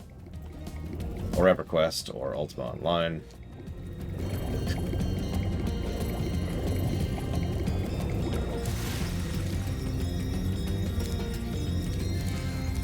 What else you got? Hit me. I'm ready.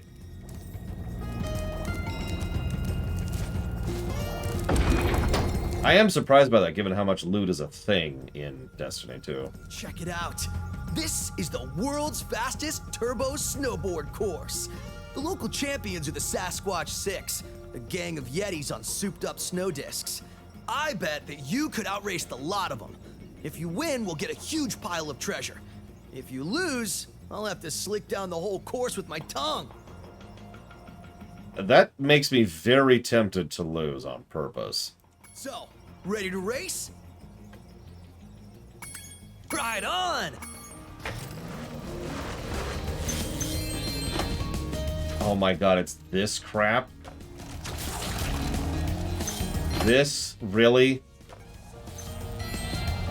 Okay.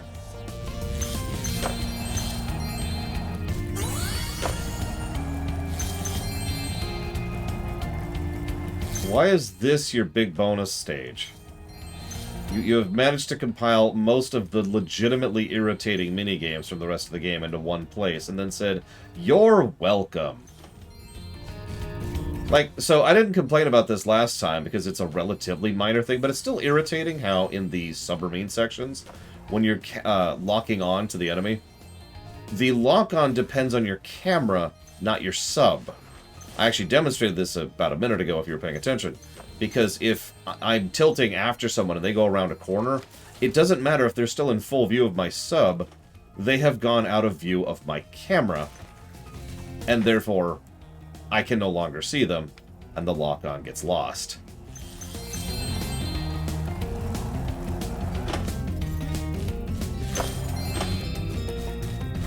Destiny does have clans, yes. Destiny 2 does. Sorry, I should be more clear about that. I don't know as much about Destiny 1 because I didn't play it.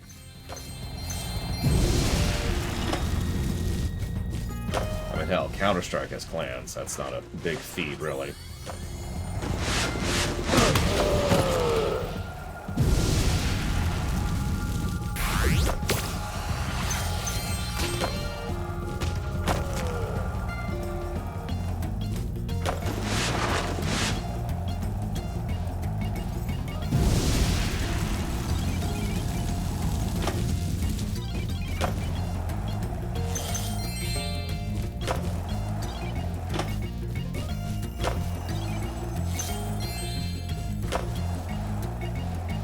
You know, ironically, my biggest complaint with Destiny 2, by far, the game's a shooter.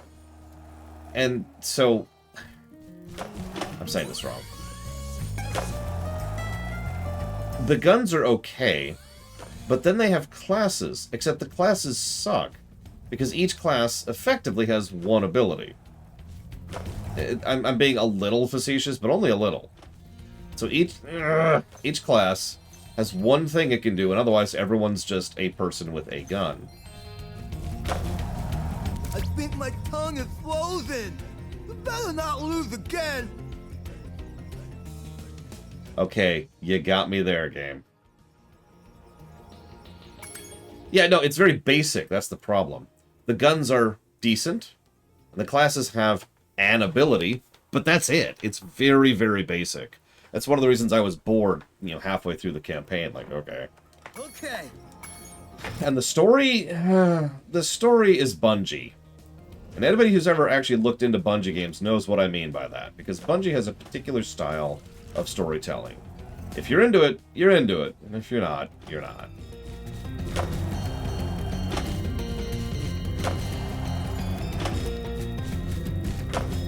Where are they?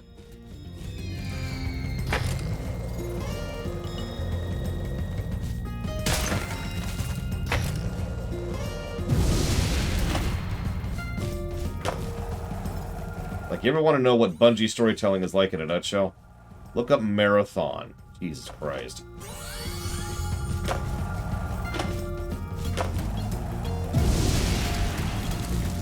Sorry, I should probably use terminology a little bit better. The plot of Destiny, the Destiny series, is very Bungie. Because I agree, the story of Reach is good. But that's because, as usual, I define story as a lot of things other than plot. Well, no, I do get your overall point, Evo. It doesn't feel like an MMO. It's just, it's because of the nature of how it's structured. It still has all the bones of an MMO, and it is still intended to be one. It just doesn't follow most of the usual vibes. I don't agree with that, Act. I'm not saying it's bad, it's just Reach's plot is, we've been invaded.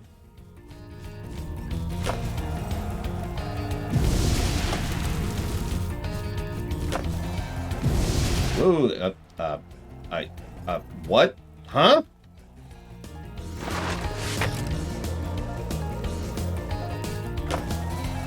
Okay.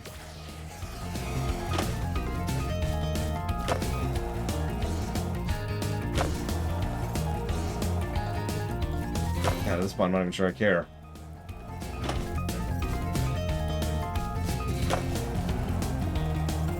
Well, again, that's why I say the story of Reach is good, even though the plot is not very typical Bungie. Which is good, because typical Bungie really isn't my thing. Again, Marathon. Or Myst, if you want to go that direction with it. Or Myth, excuse me, I always screw that up. Myth, not Myst.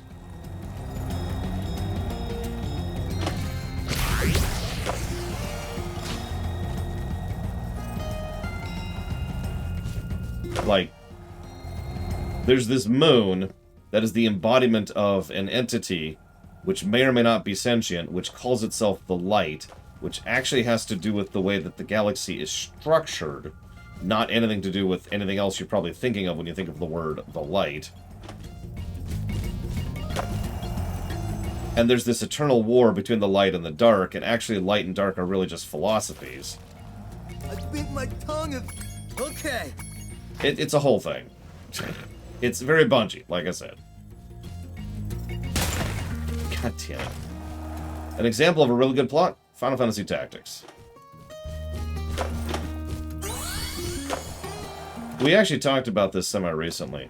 Most video games do not have very strong plots, probably by design. Plenty of video games have good story. I mean, just look at my own review page for an example of plenty of games that have good story.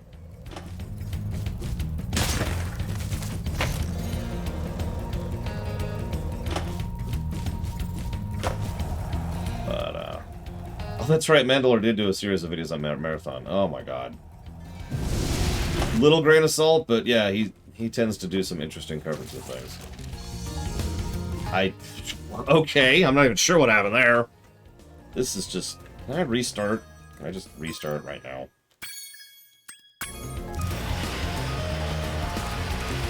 So,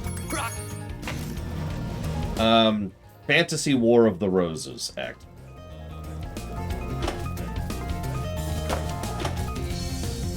One of the great ironies is it's actually hard for me to name stories in general that have great plots that I also happen to enjoy the story. Most stories that focus on plot tend to be things like thrillers or mysteries or whatnot, because the plot is kind of the point of those kinds of stories.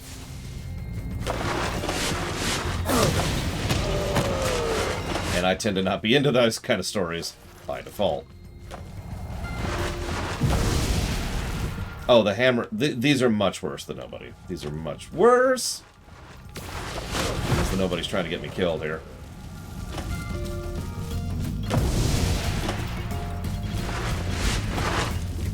Okay. Oh, Jesus. Like, what are two of my favorite films of all time? Star Trek II and Empire Strikes Back. Neither of those are plot-driven stories.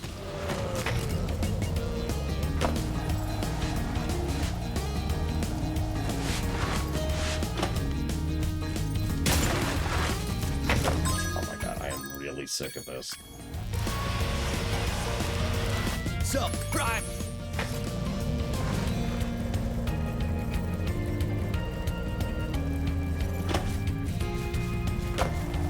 I don't know why it keeps turning to the left. Nothing about what I'm doing is to the left.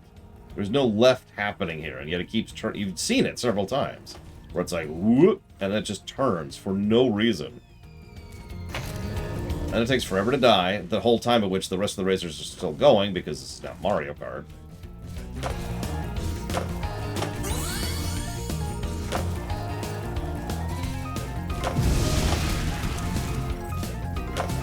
Nope, I gotta finish the level, Mr. Red.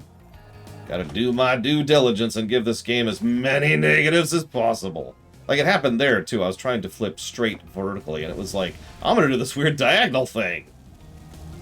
What? Whoa. I don't even know what happened there. What?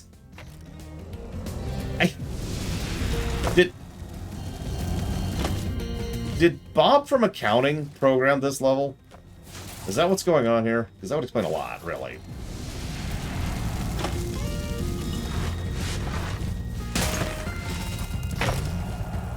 A game I actually hate? Other than Mobich. Let's add that proviso.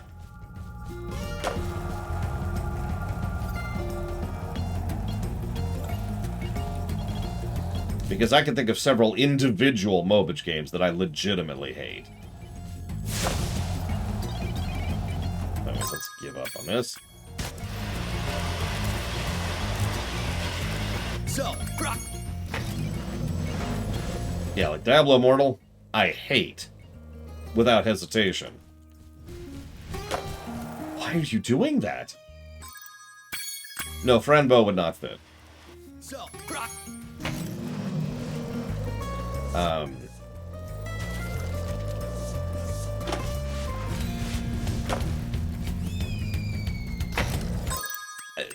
I have to do tricks to get speed. I can't do tricks without falling off. Because it keeps going woo like that. It even knowing it was gonna happen, it still almost got me. Why would I be like if I was tapping the stick, it would do that, Mr. Red. Here, I'll demonstrate one more time in case you missed it. Tap, tap, tap, tap. Oh, I was holding. Oh, hang on, Tap, tap, tap, tap, tap, tap. Oh. Clearly, I should be tapping instead of holding. Jesus.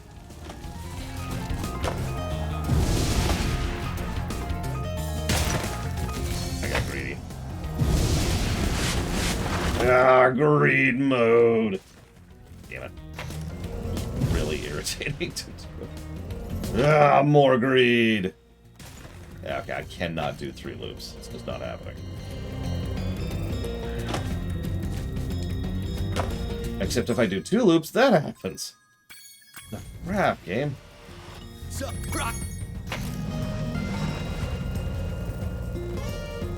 Diablo Immortal, Final Fantasy 15, A New Empire.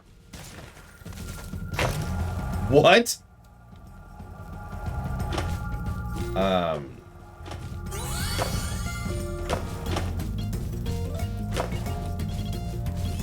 Those are probably the only 2 I can name off the top of my head of games that I actually hate. But if I sat down and looked up, like, here, let's do a test. What am I hearing?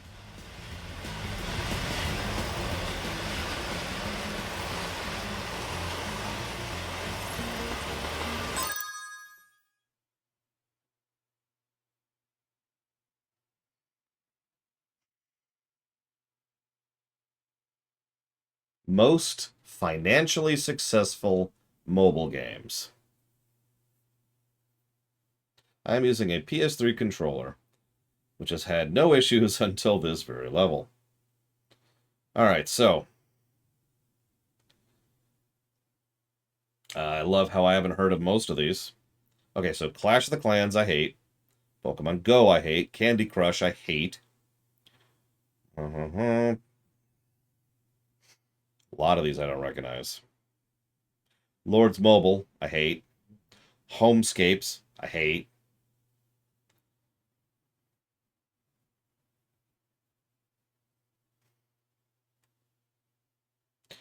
All 3 Star Wars mobile games, hate. Mobile Strike, hate.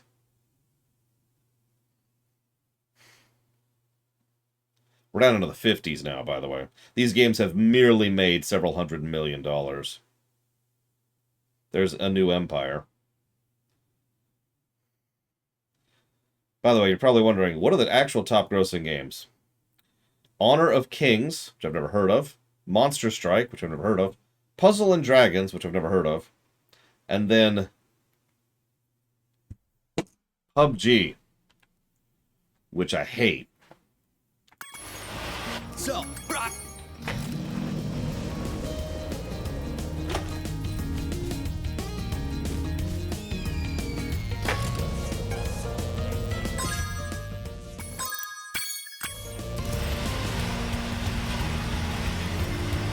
yeah, PUBG Mobile, specifically, is what they call it. By the way, Minecraft is all the way down in the 60s as far as best-selling. Minecraft, which, for those of you not aware of why I find that so bonkers, Minecraft is one of the best-selling video games ever made in terms of units moved. But it's still only in the 60s as far as how much money a mobile game has made. PUBG Mobile, very different, Triaxia.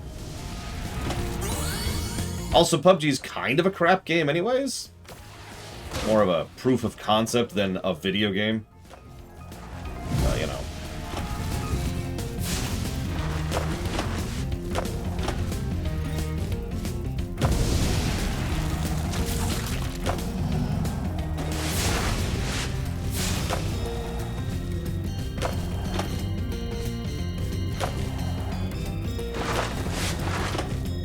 What happened there, but I'm not going to question any of this.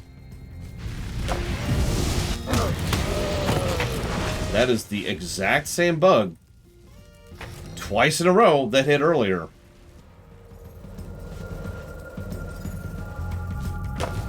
And now I'm in last place again. Hey, Mr. Red. Why do you hate me, Mr. Red?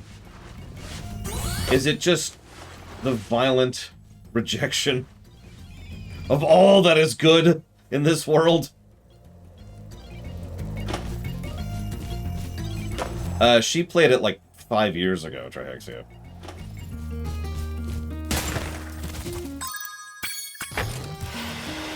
So, Brock. What? So, Brock.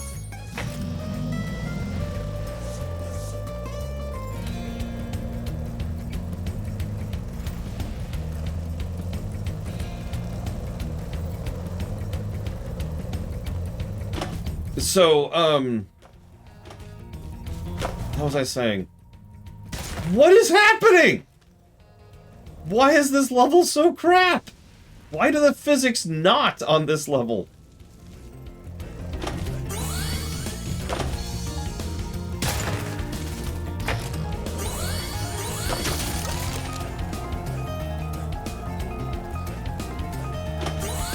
You know, you say that, Von Falkenstein, but I haven't had issues the entire rest of the game. You can't tell me that it's an issue with my inputs when the problem is here. Even the previous skateboarding level, we didn't have these issues. We had other issues because the physics engine of this game is made of crisps.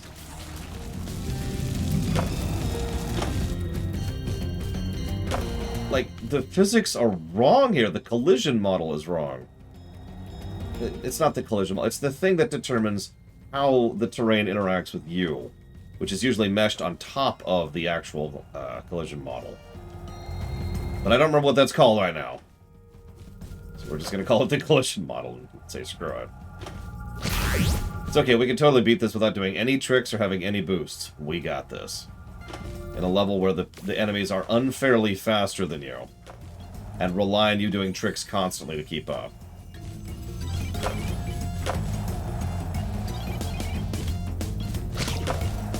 I mean, I do hope you've been having fun, Mr. Red. Obviously, you know, I want everyone to have fun at every stream, but obviously, since these are literally thank you, Mr. Red streams, I would hope you would enjoy them, because if you didn't, I'm really doing my job improperly.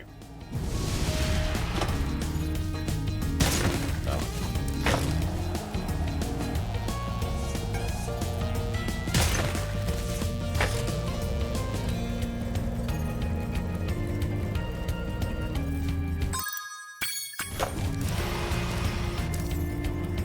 This is going to be funny. This is going to be the only one we don't 100% because I can't do that race.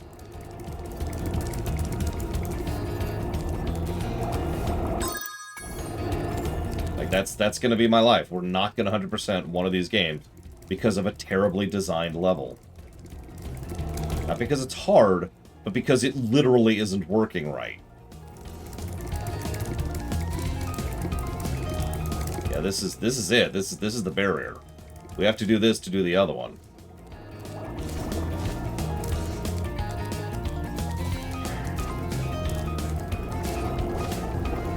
Like, we can't even progress without doing this stupid race. Right up.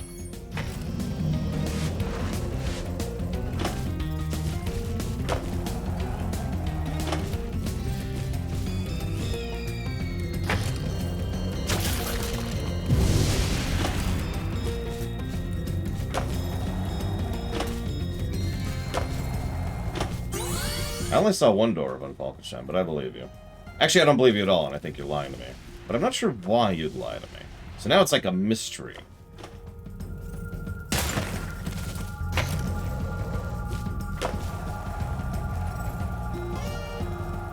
I have no idea, Evo. I've never even thought about it.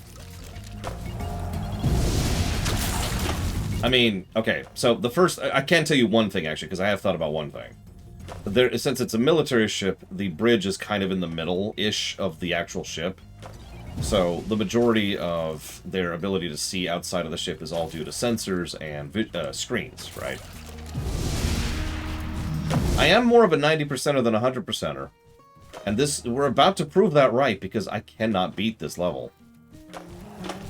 Apparently. Like, I literally am physically incapable of beating this level.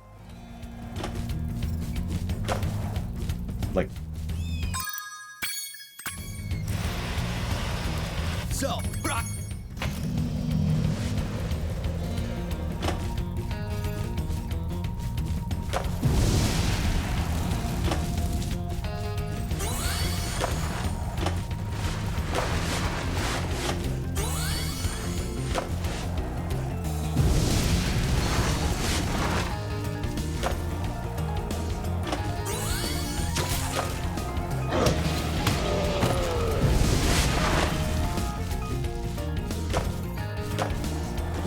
Okay. I'm gonna try to describe what happened there.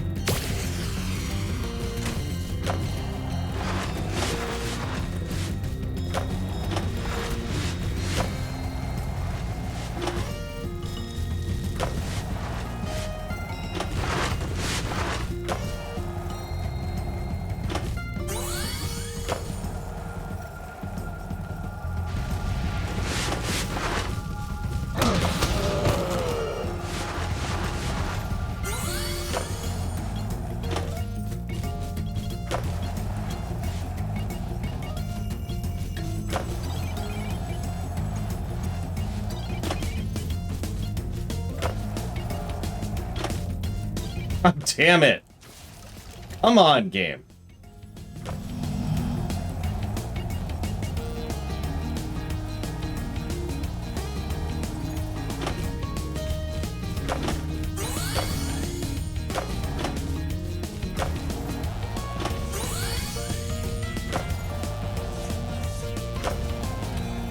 I can't even see the two people ahead of me. I can't even see them. Okay, there they are. Just amazingly aggravating. I can't even put into words how frustrating this is. I can see one of the people in front of me. The guy in first is probably already finished first. And since I can't do tricks, and I only occasionally get boost from doing jumps, I cannot go faster.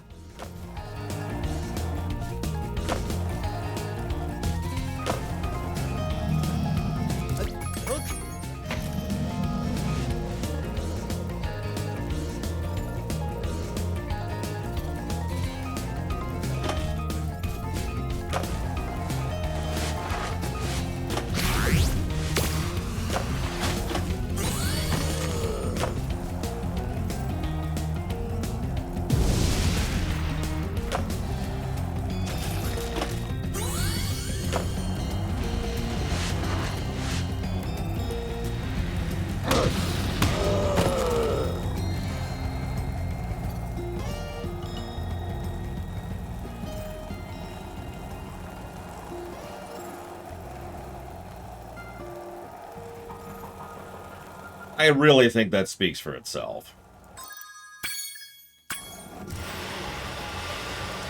So, Brock...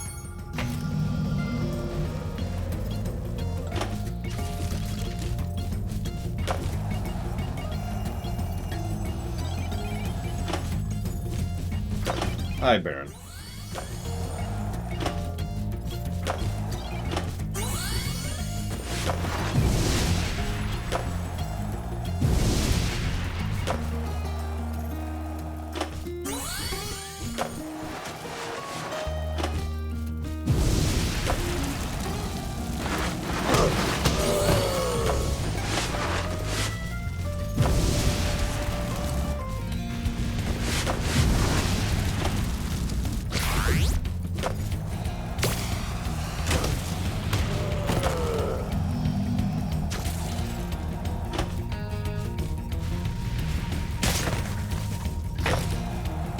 I like how the camera occasionally gets caught on the bridge and causes me to fall because the camera got stuck.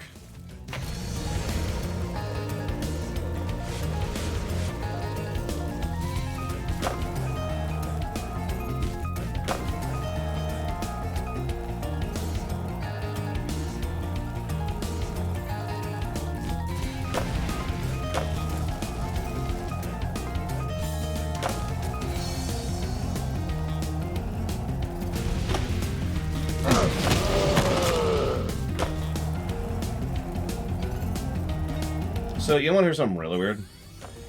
Occasionally, those blue arrows give me some boost. But you notice they didn't right there. Or, no, they did there. It's extremely inconsistent whether the blue arrows give me any boost at all. Like, that didn't. Or did that. Or there.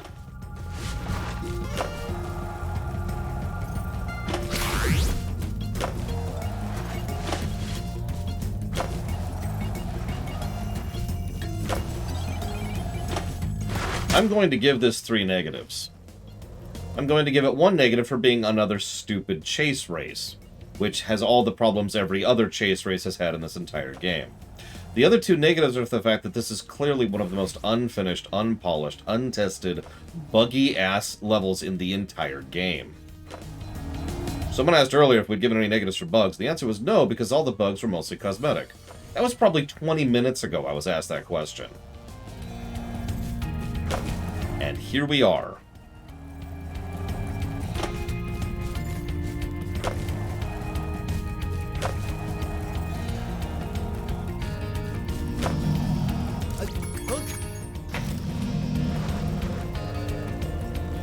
See, I got boost that time. No rhyme to it, no reason. Just decided to give me boost.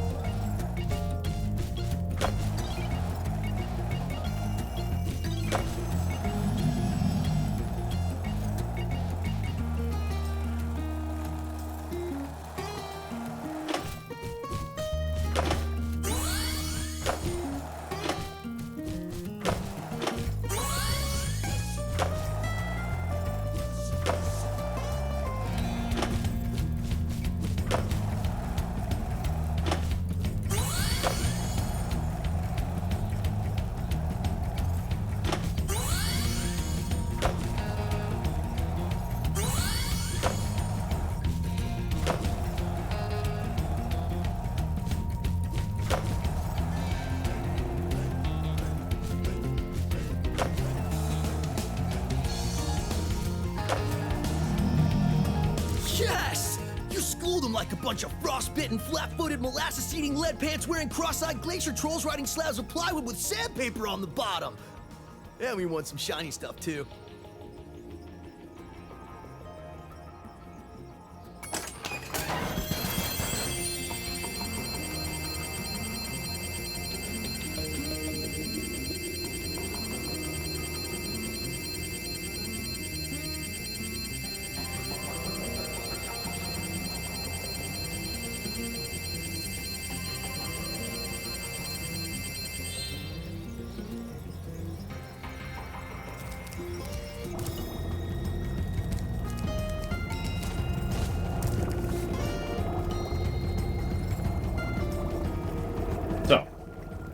3 negatives.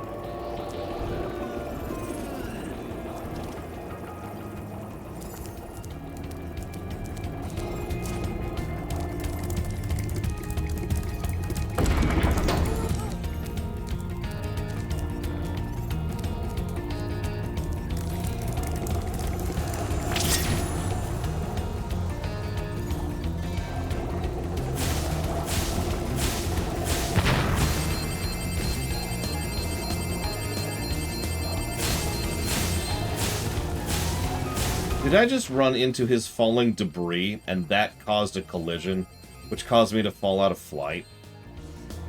Is that what just happened?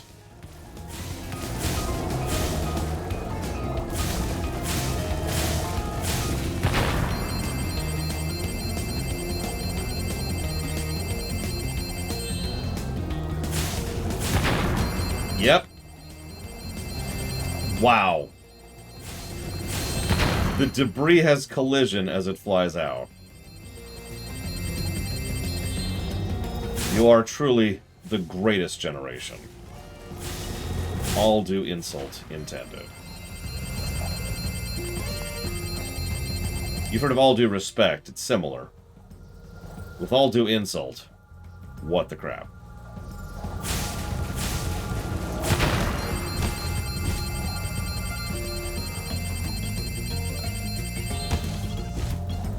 Okay.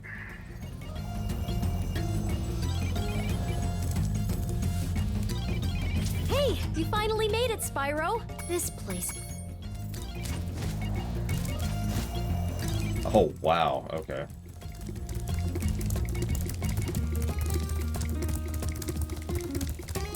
If I go down, I'm taking you with me. Don't ever give up, my son. Father? Sorry, I like the voice acting in Star Fox 64, but that little exchange has always just been a little weird. So is this it? Like, I guess there's this door. Did we go in this door? We did not. What? I don't know how she did it, Spyro, but the sorceress must have survived that last battle. She's been waiting here all this time, saving up her magic to destroy you. So, okay. Your best chance at defeating her is my flying saucer. I've cast some spells to give it extra firepower and unlimited flying time. But the rest is up to you. You've come this far, Spyro. I know you can beat her. Okay. Wow, that rate of fire. Ooh.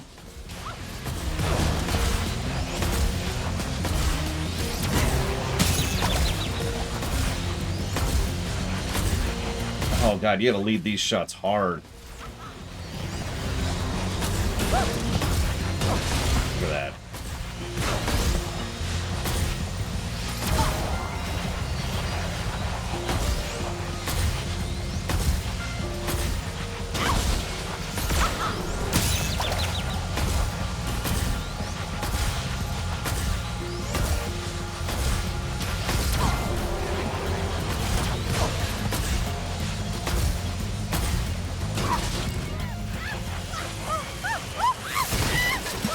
Ready to actually die this time? Cool.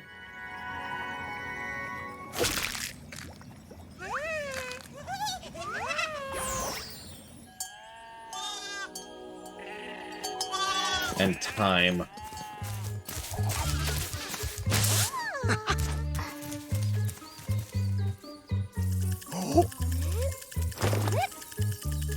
Why is this a big deal? Eggs have been hatching the whole game. And they're always ugly.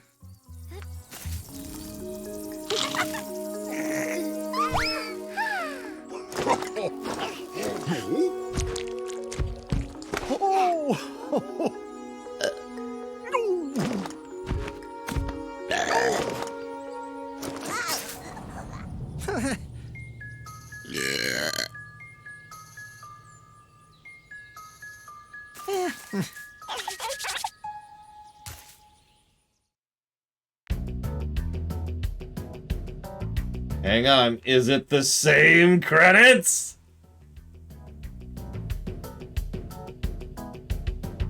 Yeah! Same credits. Same.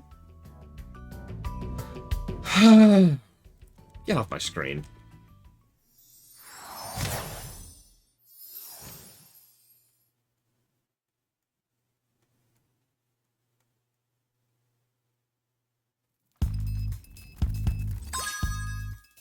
Well, we did it.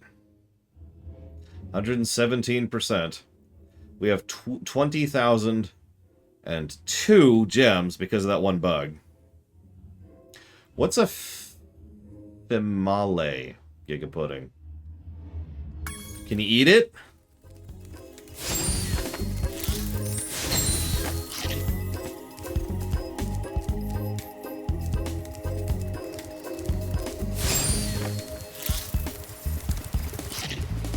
Don't worry, we won't see female dragons until we see the goth dragon in a future game. He'll become Spyro's girlfriend. Alright, so.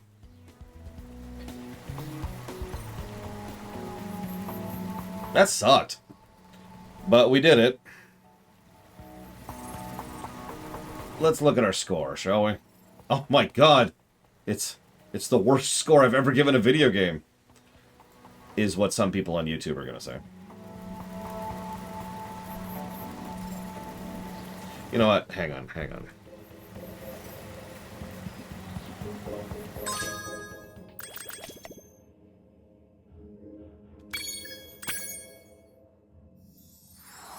Yeah, will it beat Spyro 1 is the big question here.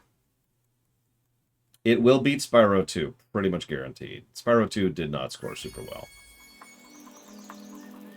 Yeah, get something actually decent to look at visually, instead of a plague of purple.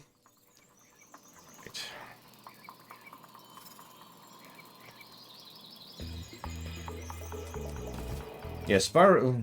I need to save my thoughts. Because I need to put those at the end, because I need to highlight them to put them in the highlight reel. Okay. So we're going to go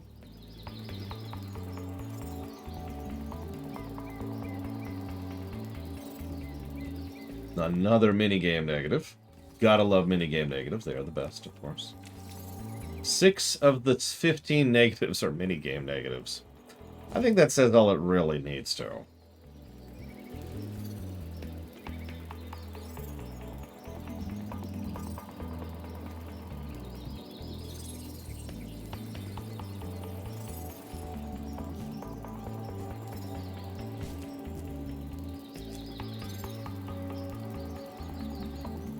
More good stages than Spyro 1, but as many bad stages as Spyro 1. Yeah, this is probably going to fit into yet another category, of which we have several, of a game that is much more enjoyable if you don't 100% it.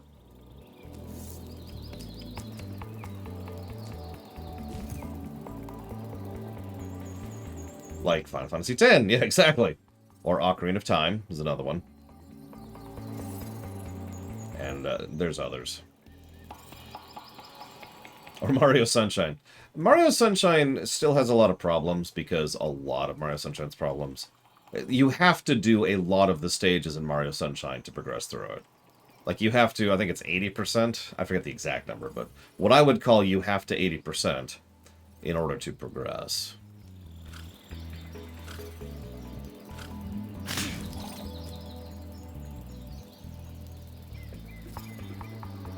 Yes, you should always 100% FF10 and hate yourself, and then never play the game again.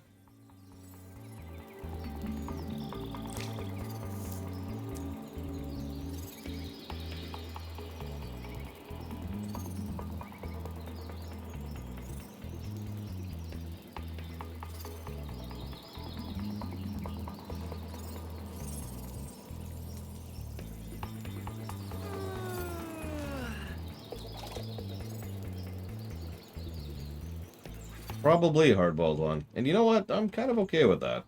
And I'm not okay with that.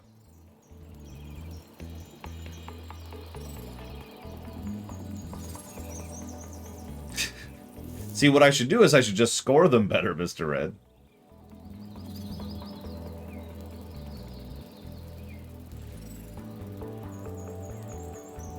For those of you not getting that joke, just last week, or no, I guess it's 2 weeks ago now, sorry, I got a comment that flat out said, because I made a commentary that I don't like giving negatives to games and I don't like reviewing beloved classics badly. And I got a comment that said, so why don't you review them, just review them better. Just give them a better score.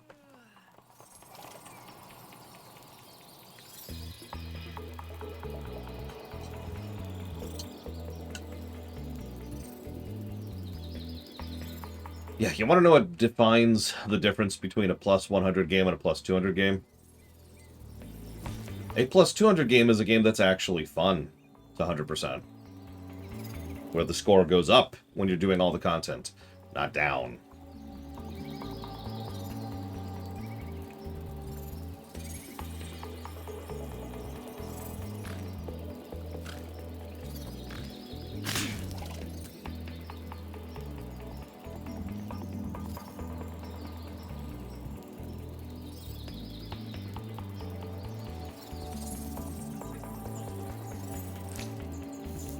Unlikely, Kay?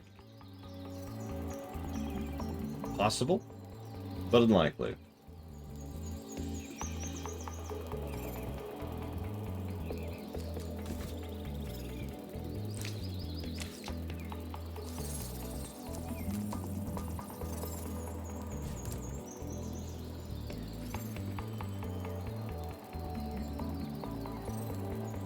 Yeah, ever try 100%ing Donkey Kong 64? There's a slog for you.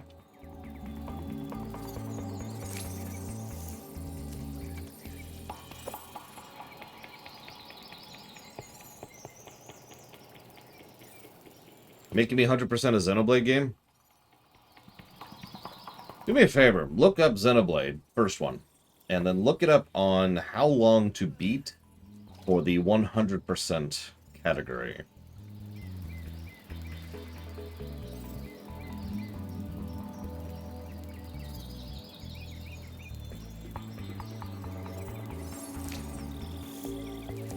So this is interesting.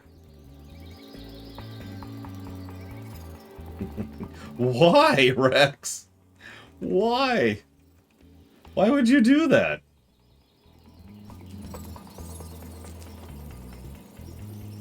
Oh, I didn't know that, Dakota. Eh, that's funny. Oh, Spyro's definitely a dog. No question. That's true in most fiction. All animals are dogs. Seriously. If I'm not actually making this up, a huge amount of animation studios don't know how to animate fictional creatures like a dragon or a centaur or a chimera, so they animate them as dogs, and it just kind of became a thing at a certain point in time.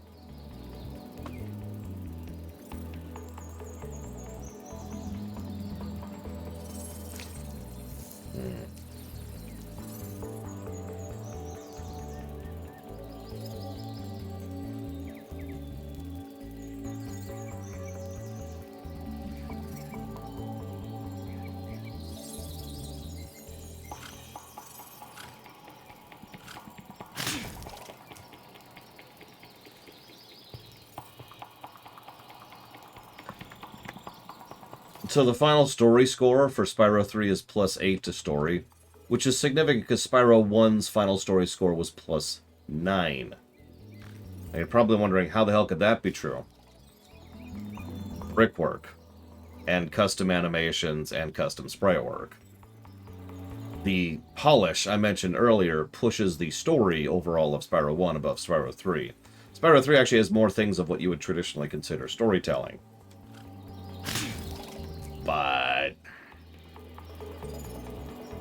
Spyro 1 actually has that all-important story presentation.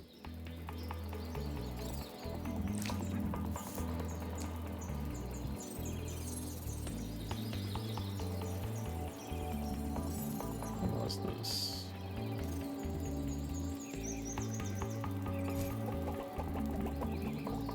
What's today? Today's Tuesday. Today's Tuesday? Jesus, I lost today. Yeah,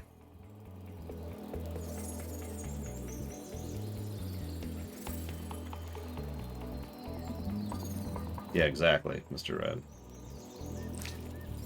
Gameplay-wise, this is going to be the big one.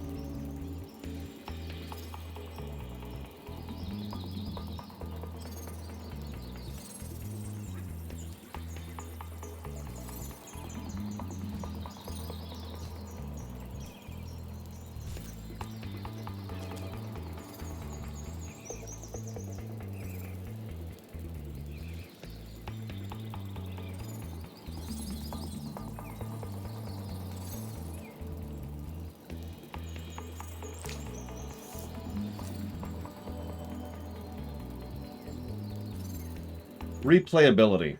Question mark.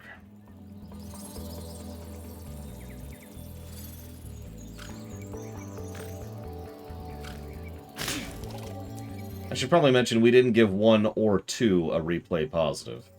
A statement I stand behind, I feel like adding.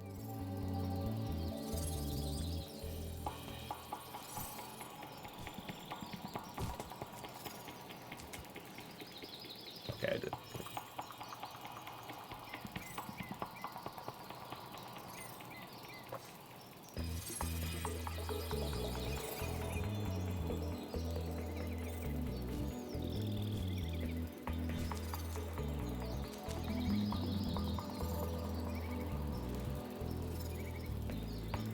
Yeah, see, the problem is, I'm kind of with Blade Travel on this.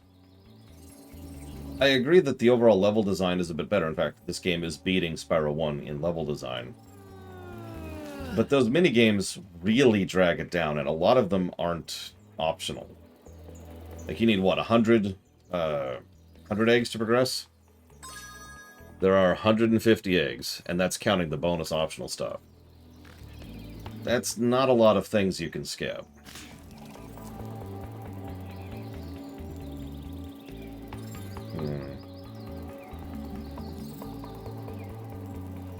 Yeah, exactly, Kira White Noise.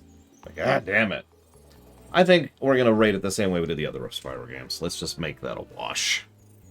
Means that gives us a number. A specific number, one might even say.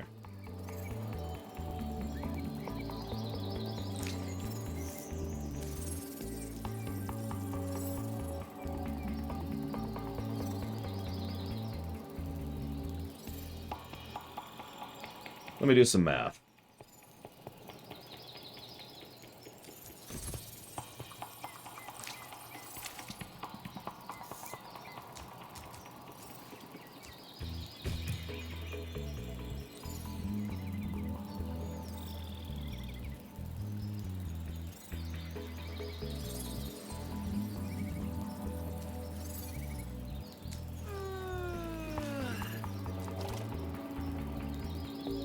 For a bit of perspective, Spyro 1 was 9.2... All these are 100%. 9.29 hours. Spyro 2 was 12.08 hours. Spyro 3 is 16.95 hours.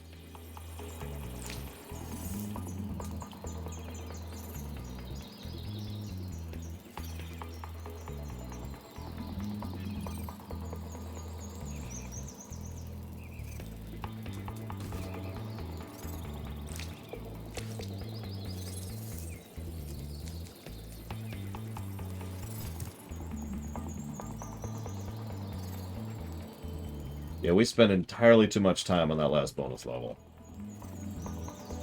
If you ever wonder why a single level can blossom multiple negatives, well, there you go.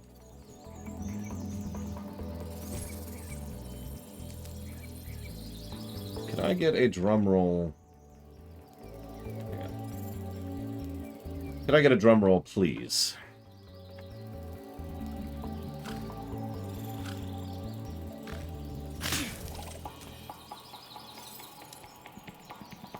So, I'm going to try to remember that I'm going to put those graphics at the end of the highlight reel this time and actually talk in a way that conforms to the graphic being shown. So as you can see, we have been given a +8 to story, which gives us a rough density per hour of 0.47 and a story ratio of 90%, which is actually pretty good. Over on the gameplay side, we have +8 to gameplay, with a density per hour of 0.47, which may sound familiar. And of course, at the end, we have a gameplay ratio of 60.53%, which is not good. It's still net positive. Anything above 50% is good, but that's still not great. That gives us our final golden number of 44.43. Now, those of you watching the highlight reel might notice the significance of that, but for those of you watching this live right now, the golden number for Spyro 1 was 42.14. That is what we call inching over the line. Or perhaps, to put this into slightly less kind terms, succeeding in spite of itself.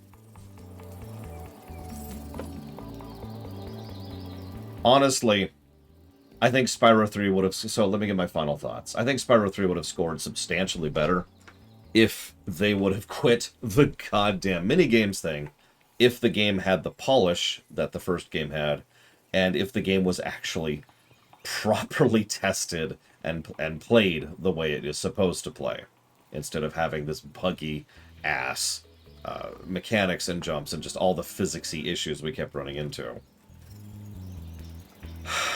This game needed more polish, pure and simple. And at first I'm going to see who won the guessing game really quick. Looks like it might be Walker, actually. Hang on. So that's 1 point... We're getting into numbers here, so this is going to be 1.57 away. And this is going to be...